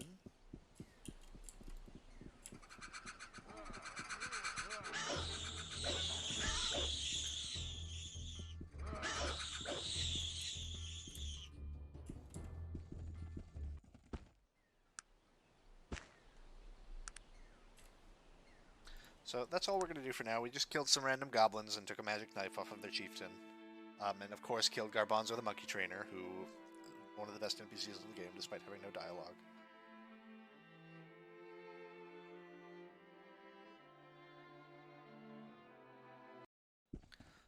And now we have approached Falcon's Ache, which is where we were told these humans have made their presence known. We're going to have to go and beat the crap out of them. Assuming we can find them. I may have made the mistake of going up when I should have gone down again.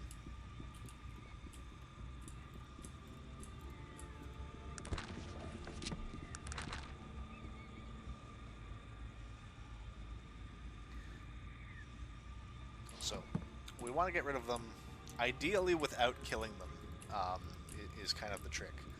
This is a sacred place, and bloodshed is to be avoided. Not something in our wheelhouse, for the most part. So it's a big ask.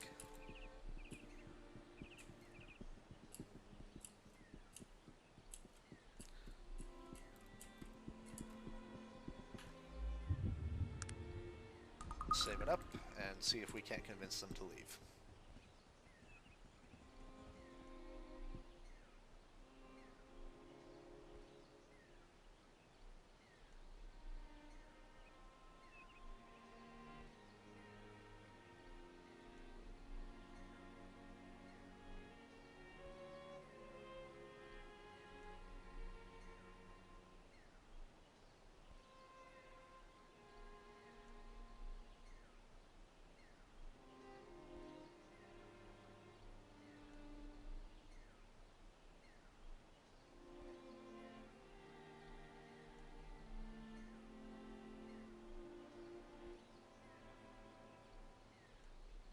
don't believe we have a...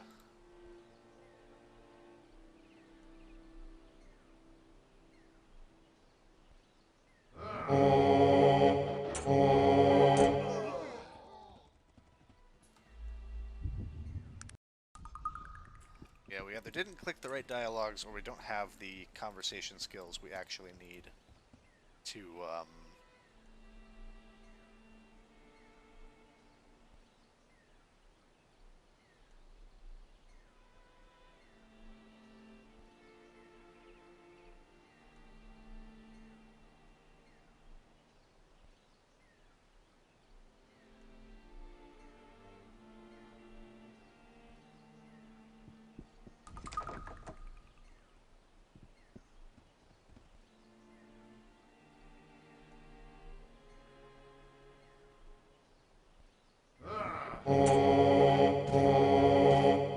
yeah. See, if you start a fight on Unholy Ground, you get evaporated by magic. Oh my god. Slime Dragon Z, thank you for the follow. God, I really need to find a way to turn that down. So I believe we may have to leave this quest off until I can, you know, we'll do a little wandering around. I'll increase my persuasion skill a little bit, and we'll see if we can't convince these men to leave peacefully.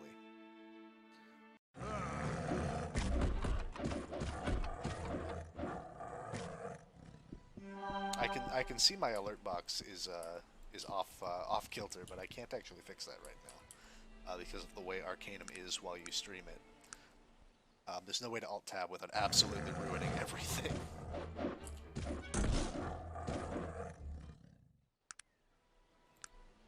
Alright. Let's see if I can't remember the location of somewhere that will be good for leveling up. I know there is a location over here somewhere. I don't know if it is worth going to as far as experience is concerned, but we will try.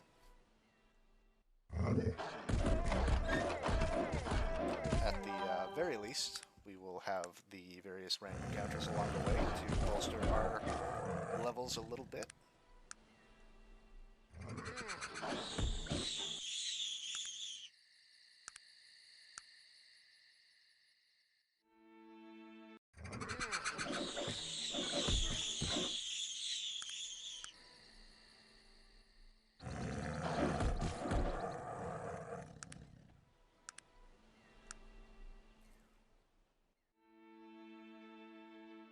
Due to an earlier build choice, because we wanted to have as many companions as possible throughout the game, we do have maxed out charisma already, so we will be able to...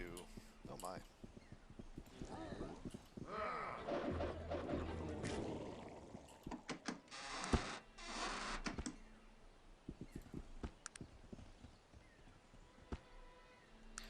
We will be able to get the actual skill we need. Head up here. There's an extremely late game area we could spend some time in. I don't know that we will yet. But we will bounce around here a little bit. Because somewhere around this tree is a decent enough location to be at. Let's go talk to some poachers.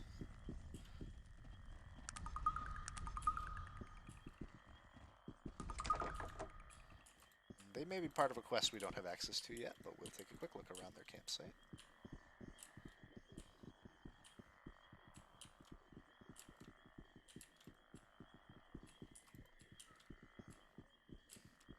Enjoy the various swamp sounds of the region. It's somewhere right over here. Right there. The Vangelian Deeps are an important place.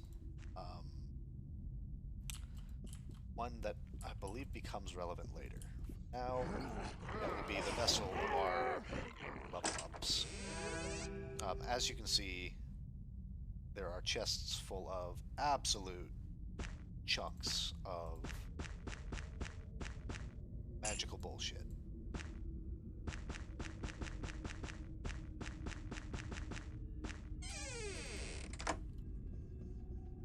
Huge swaths of magical bullshit.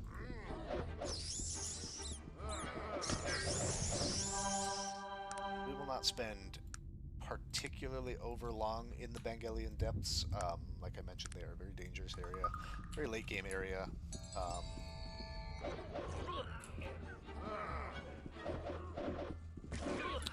don't really want to spend too much time in. But we'll spend just enough time to get the levels we need to get our persuasion skill.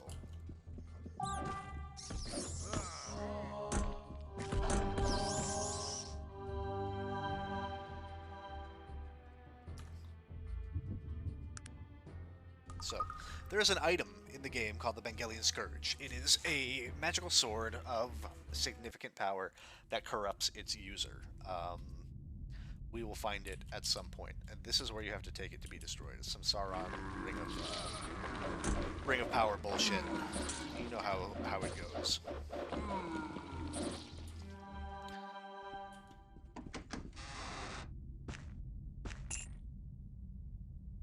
So we are to have to trade some stuff. Have Sog hold some things.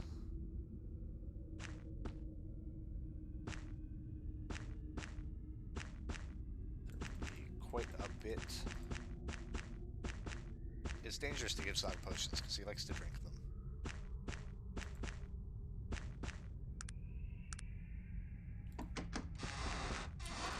I think we'll just go a little bit deeper.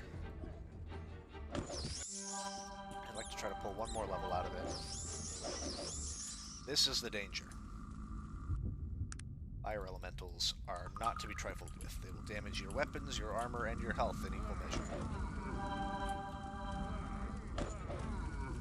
These are fairly weak ones, but that doesn't necessarily mean they are less dangerous. There are also various hell beasts.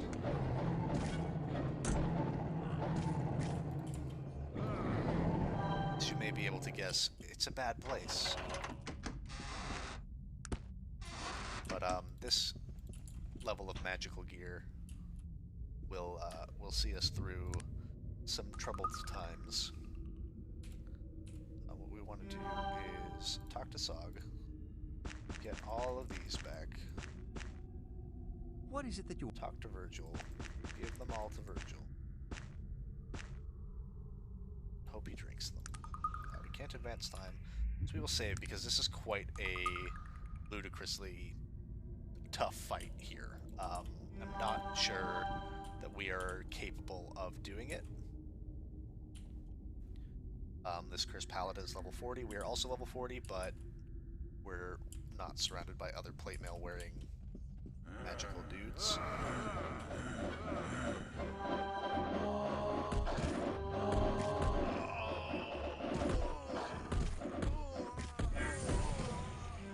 Okay, we managed to do it. So we're gonna go to the Cursed Paladin. He's got a magic axe on him. There's a black diamond on the ground we will take. And this right here, that sword, goes right in the furnace. That sword is the Bangelian Scourge. Probably, if you're a magic character, the best sword in the game. Slowly corrupts your spirit and your soul.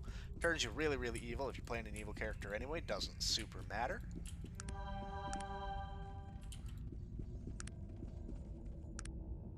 We also got enough levels to max out our persuasion skill, so we are done here. We will, of course, take a trip to a magic merchant dealer, identify all these things. There are some quite good large pieces of armor we found. Large armor is very rare. It's the only armor ogres can wear. It's very hard to find. Sog and I are currently wearing the same suit of regular large plate mail. These, I believe this one right here is Mystic Large Leather Armor, which is some of the best large armor in the game that isn't crafted by technology characters. So, out of here, back to Falcon's Ache, and let's see if we can't convince these guys peacefully to leave now that we have maxed out persuasion. we may need to go and upgrade our persuasion rank. Currently we are a untrained novice, even though we have maximum points available in them.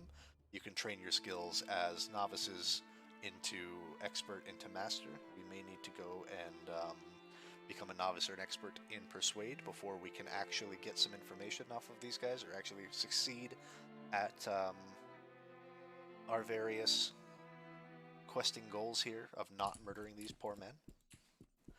But I believe just maxing out the skills should be enough for us to convince them to leave.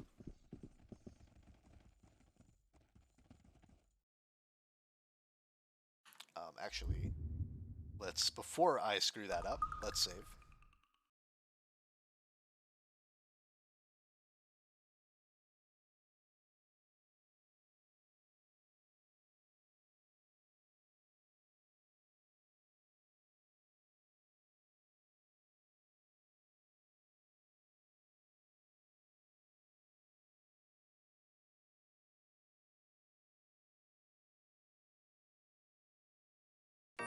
There we go. We did it.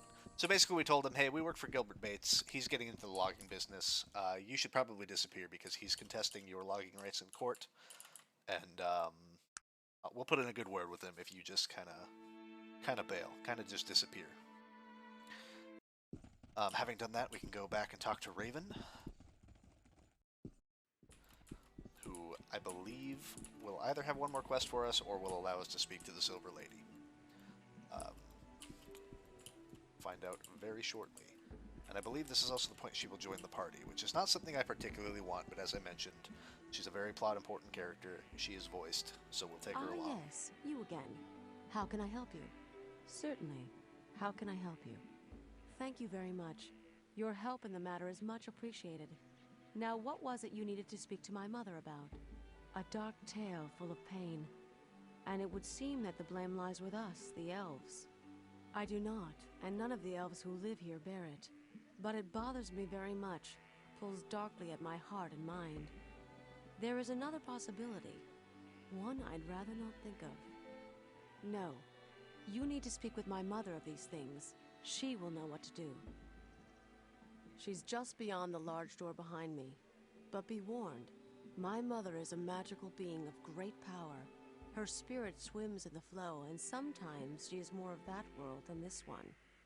What she sees is not always what we see, so her answers might seem strange to you. Ask what you wish to know, and listen. When you're through speaking with her, come and find me. Alright. So the Silver Lady is one of those riddle-talking NPCs. She's also voiced, I believe. I hope, anyway. I seem to recall she's voiced. She'll have some, again, it'll be one of those major plot dives. Hello. I welcome you, traveler. I know you've come far, and I've expected you for a long time now. I've seen you approaching from both east and west, traveler. And you bring them with you, all of them. They've no choice but to follow. I know. We speak different languages, you and I. The things I see, wrapped in the past and the present, and shrouded in the veils of magic. I cannot translate my visions into your own. You must listen, traveler. Listen and learn to see. What is it you seek, traveler? Yes, I can see them. But the ravens are circling, and the storm rages but subsides. And yet there is lightning, and then shadow, and then the storm howls again, tearing. I can't even look at it. Wait. Oh, look.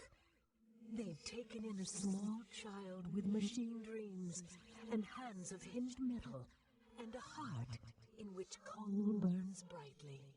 I don't know of what you speak, traveler. Please, listen. Try to hear with my ears. I see a flame atop a hill, burning so brightly. And below, a field of wheat around a pool of water. And the flame spitting fire and consuming the wheat and the lake and losing itself as well. It's dark here, so dark. And the flame is here too. But this flame burns black onyx and cold, and shadow is its child. Are they here as well? I can't see that far. A plane of mirrored glass, a sky of white, a lone figure. Wait, which is the reflection? I'm unsure. That is all I see, Traveler. The riddle is created by you. Do you have anything else you'd like to ask? The living one? Oh, Traveler, why would you think I would know of such a thing? It's an interesting thing about prophecies, Traveler. They're no clearer to one such as myself, living both in and out of the stream, than they are to you, walking the shore. The flow swirls around them until they are ready. And in the end, really, is it going to matter who someone pointed a finger at? These people can only see what follows in your wake, Traveler. Pass your hand through the flame and it flickers. If you've tired of the mantle, then shed it. Disappear. Otherwise, don't be surprised at what people do.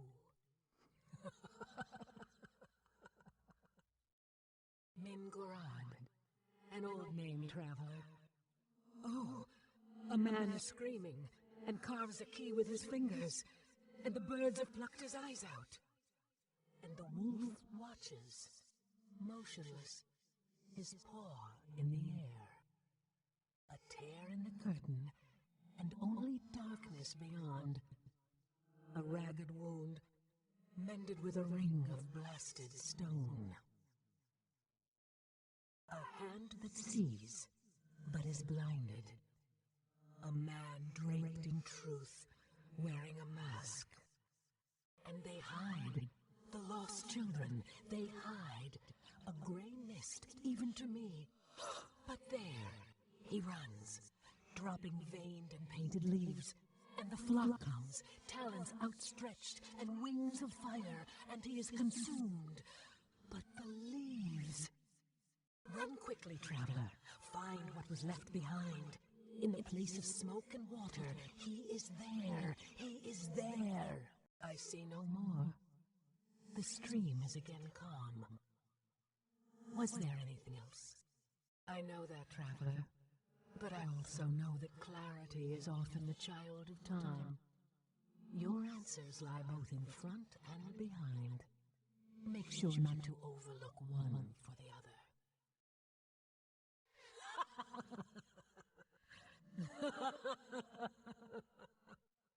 I go now, Traveler. We will meet again, though I'm not sure on which side. No matter. Farewell. Okay. That was the Silver Lady, full of cryptic and ostensibly useless at this point information, but information that will become very useful. Ah, yes, you again. How can I help you? Certainly. How can I help you?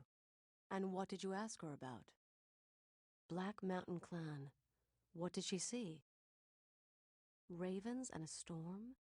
And why did the storm subside and then rage once again? Nothing in my mother's visions is ever what it seems. We'll have to think on this. Black Mountain Clan. As you told her, this must have been the man you know as Gilbert Bates. She saw him because he plays such a large role in their fate. Black Mountain Clan. I'm not sure what that represents, but I know that fire in her visions often represents magic. And the water you say quenched it? Or did the flame burn itself out? Black Mountain Clan. There are two separate visions. The flame again represents magic, but twisted somehow, burning darkly. And did you say that the Black Mountain Clan was near this flame? The mirrored plain, a white sky, a lone figure. The worlds on either side of that mirror are the same. Who could say which one is real? Odd. Mingorad. What did she see? What the screaming man and his key represent, I have no idea. But I do know that the official symbol for the city of Caledon is a wolf, with one paw raised in the air. I'm not so sure. Remember, my mother's visions are shackled by neither our eyes nor our time. The events she describes might be in either the future or the past. Let's look at all she said before we go any further. Mingarad. There's something about that entire vision which pulls at my memory, especially the ring. I'll think about it further. Mingarad. I have no idea. Interesting. That's the ancient symbol of the Malokian hand. Do you know of it? The Malokian hand were assassins for what used to be known as the Darien Ka, the ancient order of the dead. The Darien Ka were a shadowy group who formed during the Age of Legends. Their membership and their agenda were always very secret. I know little about them beyond the most cursory knowledge, but there have always been rumors about who they were and what they were doing. As I said, the Malokian hand were their assassins.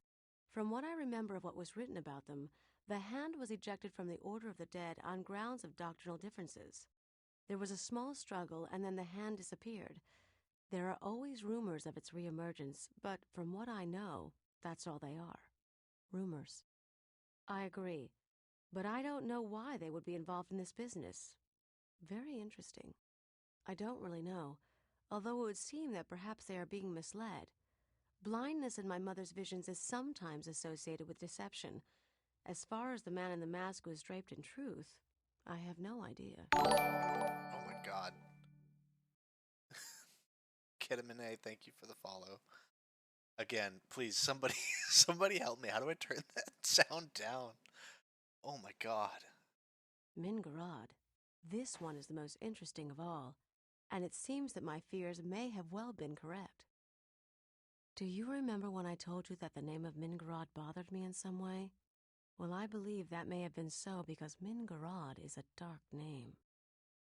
A dark elf name. Do you know of the dark elves? It's a long story, but sometime during the Age of Legends, many years even before my mother was born, there were a group of elves who separated themselves. There were philosophical differences, and they were no longer welcome in our forests. Those elves became what we know as the Dark Elves. They believe that this world and all of its races are subject to elven rule. They believe that elves are superior because of our close connection to nature, our power in the ways of magic, and the longevity of our physical form. They see the other races as bumbling children who need our guidance, regardless of its severity. The elves of Kintara, in fact all other elves, believe that everything and everyone has a rightful place in the experience which forms this reality. Elves feel that very little, if anything, ever happens that isn't part of the natural progression of that state. They feel no superiority because of their advantages. That is just the role they have been picked to play. Just the brief reminder that the first time we talked to this lady, she was extremely racist to us because we were a half-ogre. So, maybe not as accepting as she's maybe leading on to believe. Unfortunately not. The Dark Elves are seen in the same light as everyone else. They have the role, and they are playing it. I believe, well, let us say that I don't always see eye to eye with those in Kintara concerning the rightful place of the Dark Elves. My role here is as protector. I will do so regardless of the cost. This is the subtle way of saying, I'm actually a racist, but... I don't like Raven. She's quite a good character, but I don't like her as a person. My mother's vision of the lost children was referring, I believe, to the Dark Elves. They were hidden from her because they are hidden from all of us. Through magic and isolation, we've not seen where they live for almost 500 years. There was a man many years ago who had come to the Glimmering Forest to study the elves, and I remember that he was very interested in the Dark Elves especially. There were rumors about his capture by them and an escape. As I said, he was a researcher, a strange little man, a bit overdressed, but kind-hearted and very intelligent. I was young then, a mere 160 years old. He was the first human I'd ever seen. His name? It was a long time ago, but I remember because he said it so often. I think humans just like hearing the sound of their own names. Terwilliger. Dr. Renford A. Terwilliger. I can hear him saying it even now. I don't know. It almost seemed in the vision that the flock who consumed him were more interested in the leaves, and my mother even said to find what was left behind, these leaves might very well be what we're looking for. She could mean almost anywhere, but if I were to make a guess, I'd say she was talking about the human city of Tarrant. It lies in the Gulf of Morbihan, and its, what do you call them? Factories are always belching smoke into the skies. That and I know that Terwilliger was from there. You have a place to begin your search, my friend. It would seem that if you need to find this Mingarod, you're going to need to find the village of the Dark Elves. The only person who might know where they are is Renford A. Terwilliger. He may or may not be in Tarrant, but it's a good place to start looking. You impress me, my friend. Few are those like you who would take this burden upon themselves. You've earned my respect. Perhaps I misjudged you, but no matter. Your actions, however they are motivated, are noble. Good luck. Return to me when you've found the Dark Elves and tell me what you've uncovered. We will be picking her up again as a companion later on after we've accomplished some other things. For now, we are heading to find Sir Renford A. Terwilliger, a scientist, a historian who studied the Dark Elves in the city of Tarrant. First, we are going to take a quick jaunt to Shrouded Hills to see my favorite witch in order to get all of our stuff identified and dealt with. We have a lot of things from that exploration of the Bangelian depths that we need to pass out, deal with, and then old gear to be recycled and sold. Getting to the point in the game where we really don't need to try very hard when combat shows up. Thankfully, it's a nice little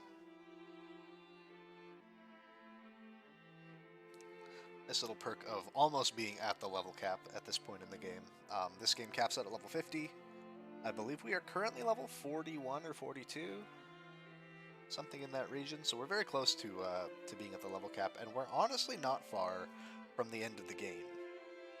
I mean, there's quite a few steps yet to go in theory, but realistically, there really aren't a lot of things left to do. Mostly running back and forth. A lot of the time you would spend in this game is discovering things, finding out where you needed to go and where those locations actually are, and exploring that way. We have the benefit of me having played this game for a combined total of, I would estimate, 6,000 hours. So I know where most of the most important things are going to be. Have her identify everything we have on us for now. I think that's all the magic stuff. Let's see if any of it's worth keeping. So Arcane is the best enchantment modifier possible. You can see at the bottom there, axe damage 3 to 14, and then a plus 20 because it's Arcane.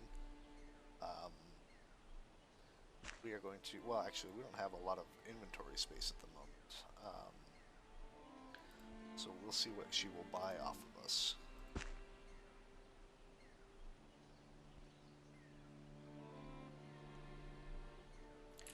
And we're going to take a quick jaunt into the various merchants of town, where we will sell them suits of armor and bundles of scrolls and lots of things that will get us a large pile of money, which we will do a little shopping spree in Tarrant with,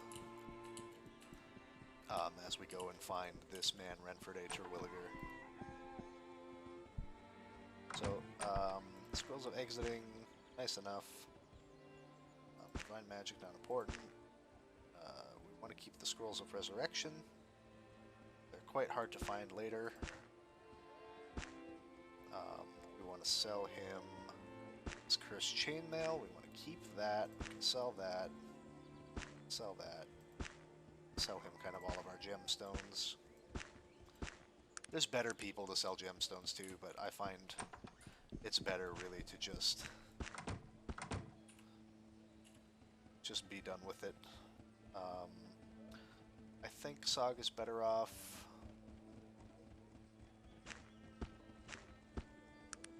in his plate mail. go and take all of the things off of him that we had him hold.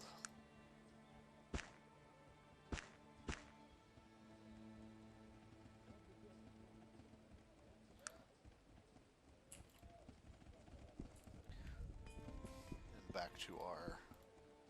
This is the shopping episode portion.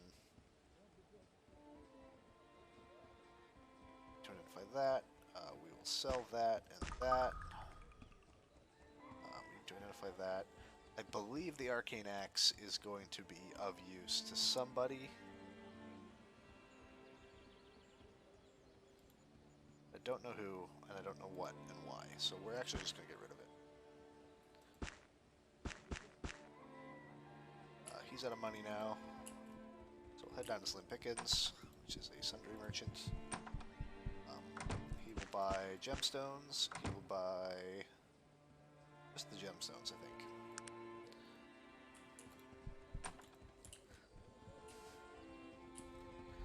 Go back and see our good friend Restizi.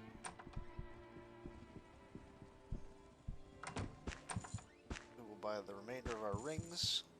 And we'll go get the rest of this stuff identified, pass it out as needed, and then head to the city of Tarant.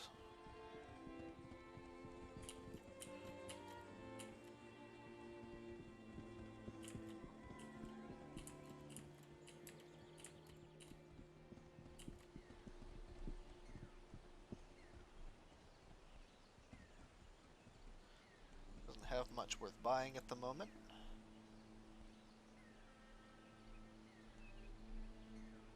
That's it. So, Shaman Staff. This is a good thing to throw on magic characters that aren't Virgil. Virgil being your only real healer for the brand portion of the game, but this staff gives anybody access to the major healing spell and the regenerate spell, so it's a good one to have, but we'll still probably get rid of it. Small Traveler's Cloak is great if you are a small character who does magic. We do not have any of those, and Arcane Leather Armor What is it that you want of me? probably the best thing we can do to Virgil. So we'll give him that, take that back, and we will head for Tarant, where we'll probably sell the rest of those things, pick up a couple more goodies, rings and whatnot.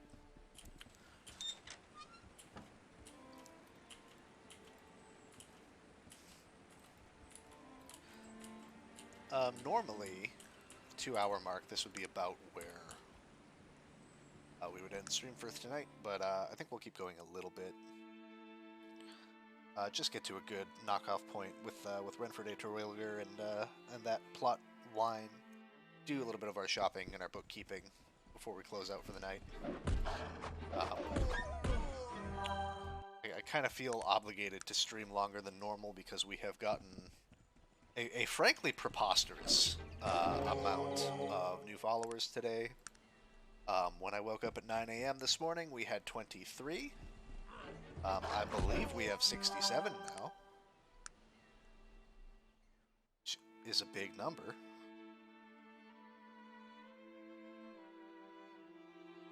No, we have 68 now. I missed one.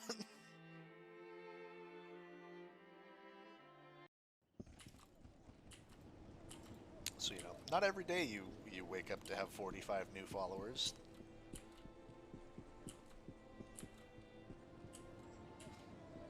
Not that they're watching this stream. Nobody's particularly... I understand Arcanum is such a niche piece of consumer media that people aren't necessarily that interested in seeing it. This is the man I talked about earlier.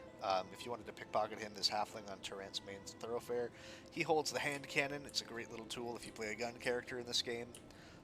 It will carry you through something in the realm of 80% of the game until you can get some of the really, really high tier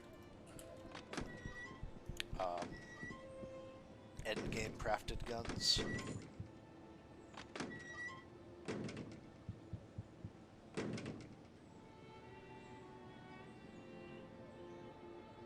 There's nothing I'm terribly impressed with, so we'll leave him to it.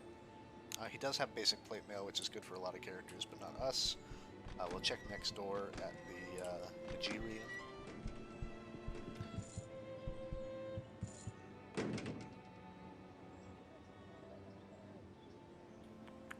Similarly, nothing we explicitly want. This expensive thing gives you a ton of magic resistance, so we are going to pick one up. I believe I'm going to give it to... What is it that you want? Who do I want to give it to? Because it'll resist healing. It doesn't heal himself much. We'll try that. Maybe it'll get Virgil killed, maybe it won't. Time will tell. So, we want to go... Where is it?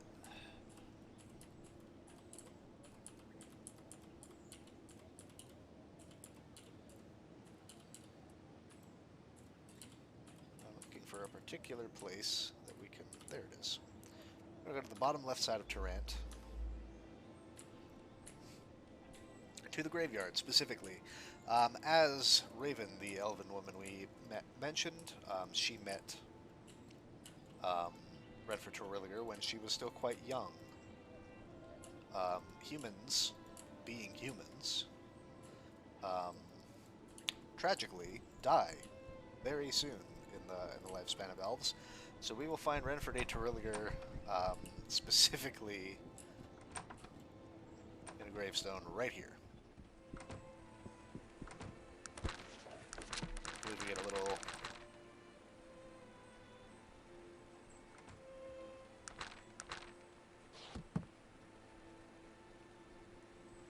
Yeah. So we've discovered he's dead. Now we need to go to the Trent Hall of Records to discover more about why or what. Which I want to say is this building, but I may be completely wrong. I don't remember this part of the game that well, because I usually skip it. Specifically, just going to the next plot point where you have to go and retrieve a particular... This is Vermilion Station. This is the train station. Hall of Records... Probably up here somewhere. Yeah, we'll pace around that area and see what we can find. Royal Office, Cedar of the Unnatural.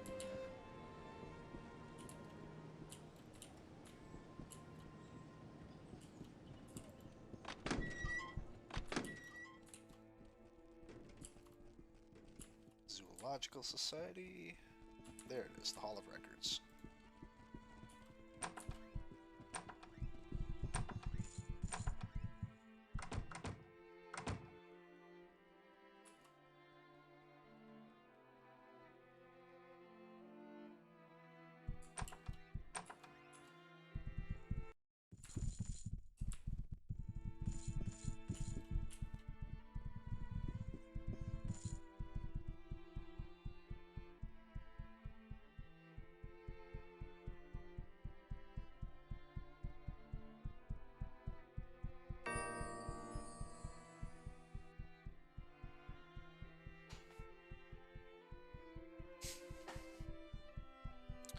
So, we've discovered Renford A. Terwilliger was murdered in his home, having been the author of a book called Senang, Horror Among the Dark Elves.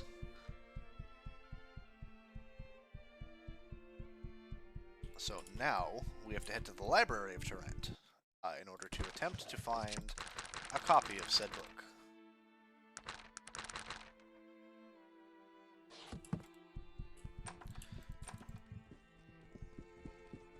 Spoiler alert, we will not find a copy of this book in the library.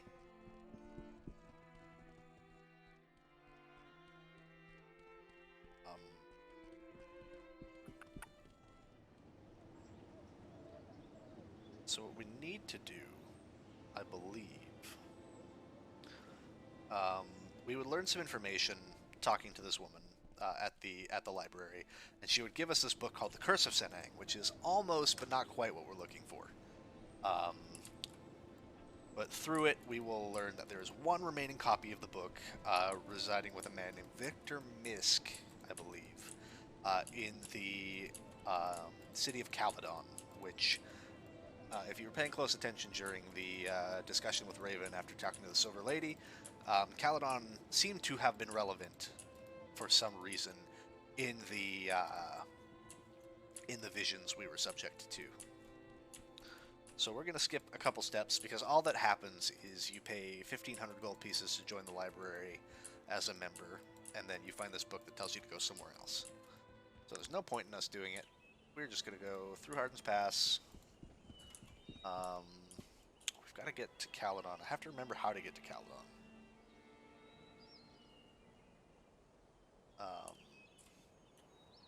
Hardin's Pass first. And I have to find a way across to this river. I believe. Which I don't remember offhand how to do.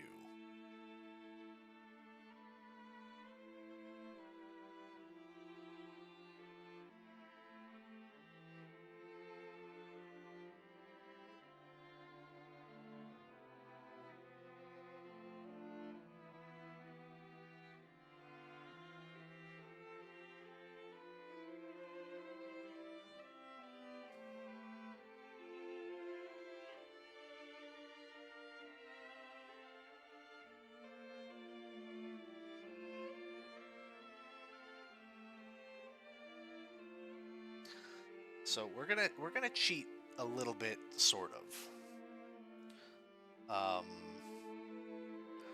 We need to go to a place called the Lathe Wyvern Sighting,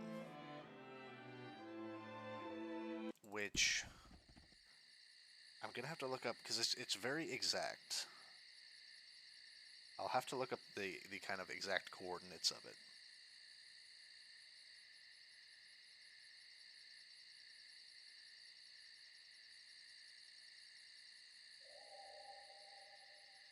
Because this skips a good deal of just having to fuck around and spend a bunch of money. Best of my knowledge, the Lathe Wyvern Sighting is right at the, tip of this riverbed. But I'm just going to look it up to double check, because the last thing you guys need is for me to stumble around looking for it. Appear to be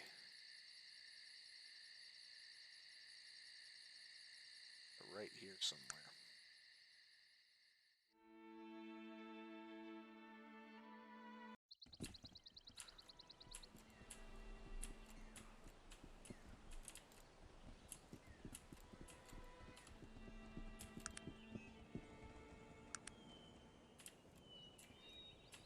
So we need to run kind of southeast until we find the river, and then follow the river south directly. Should we go in that direction? Yes.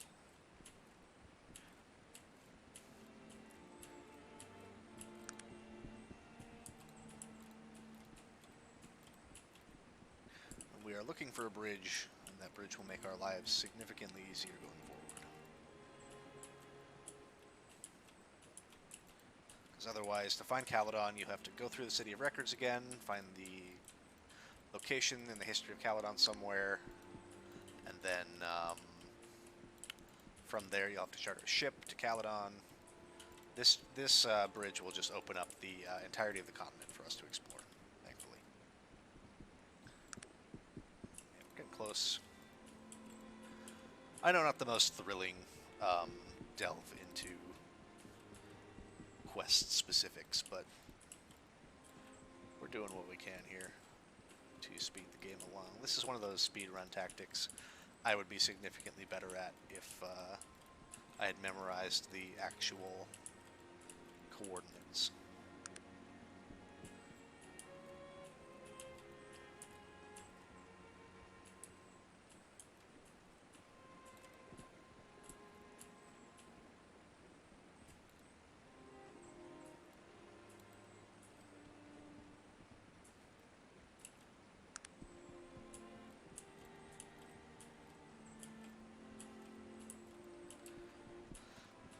But sadly, that is not something my brain is particularly capable of.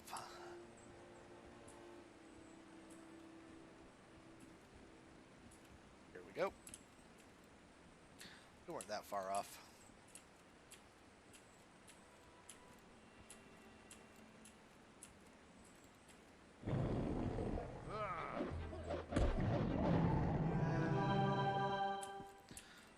And then we killed the Lathe Wyvern, which is relevant to a side quest somewhere else that doesn't particularly matter.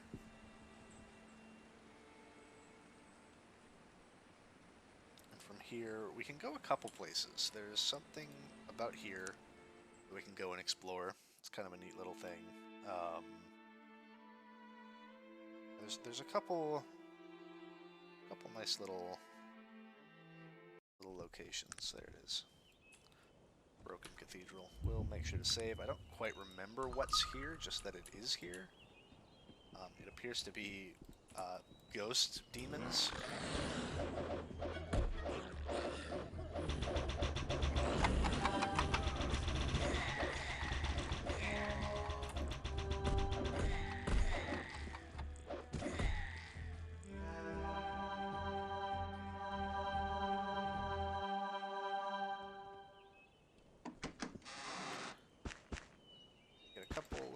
Here. I believe that's all that's really worth doing here. There is a place on this kind of edge called the Old Lagoon, which I believe is tied to another side quest that we won't be doing, most likely.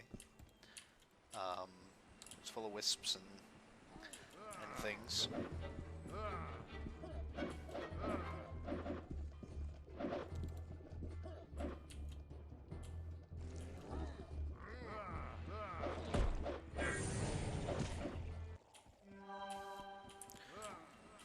We're mostly just in a little bit of exploration mode. We'll probably shut down the stream about when we arrive in Caledon. That's a good kind of break in the storyline.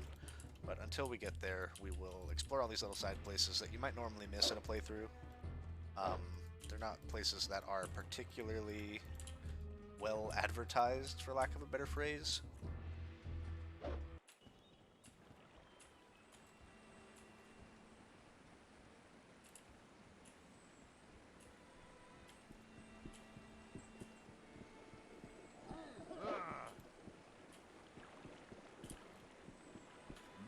Quickly save because slime demons are not a great time.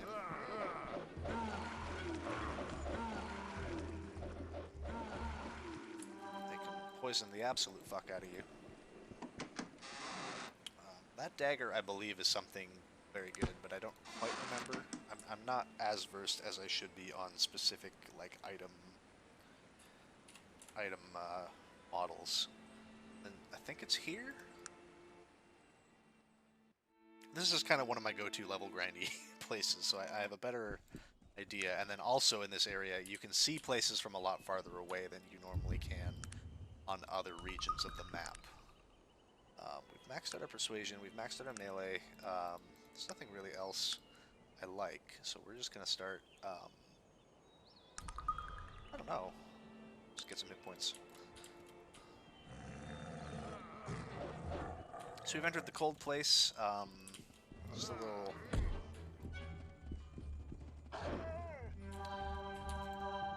little side area where we have lots of bears and wolves and etc. I believe there's a ice demon in here with another treasure chest for us. Very kind of him.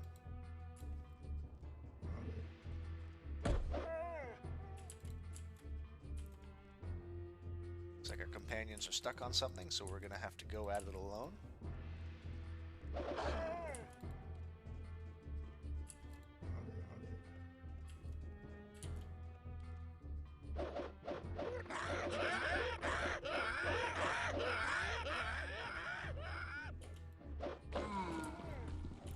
Here they come.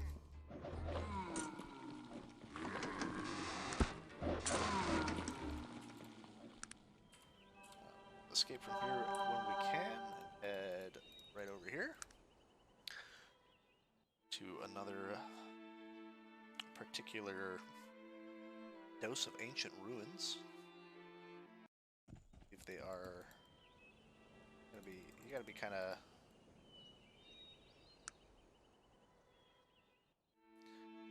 pretty exact with your clicks to get the exact like particulars the game wants for you to access the edges of the map.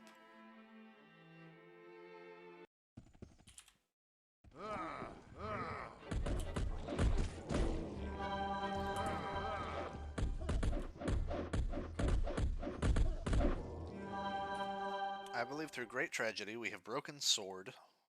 Again, one of the best weapons of the game. So we'll leave that on the ground and we'll get one of these things identified at some point. I'll throw that dagger on my bar for now. I'm not too torn up about the premature death of sword because it's not really a fair weapon. It exists because of a coding error. So now, I believe that's basically all we want to do here. We'll head down to Caledon, which is right at the tip of this little peninsula kind of thing, just to the right of it.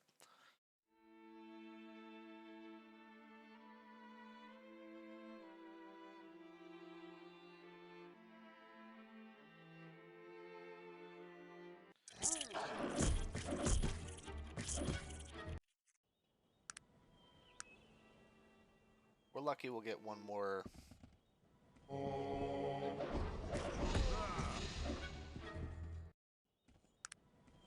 Take one more solid encounter, so we'll do a little bit of a dance around. Just get that one last level up. Really finish this off right. They get unlucky and get no more random encounters at all. It's when you go looking for them that you can't find them, obviously.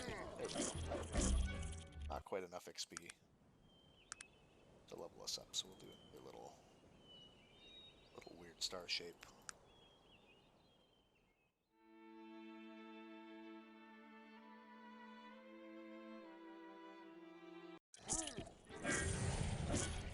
There we go. Level 43 is a pretty good place to be.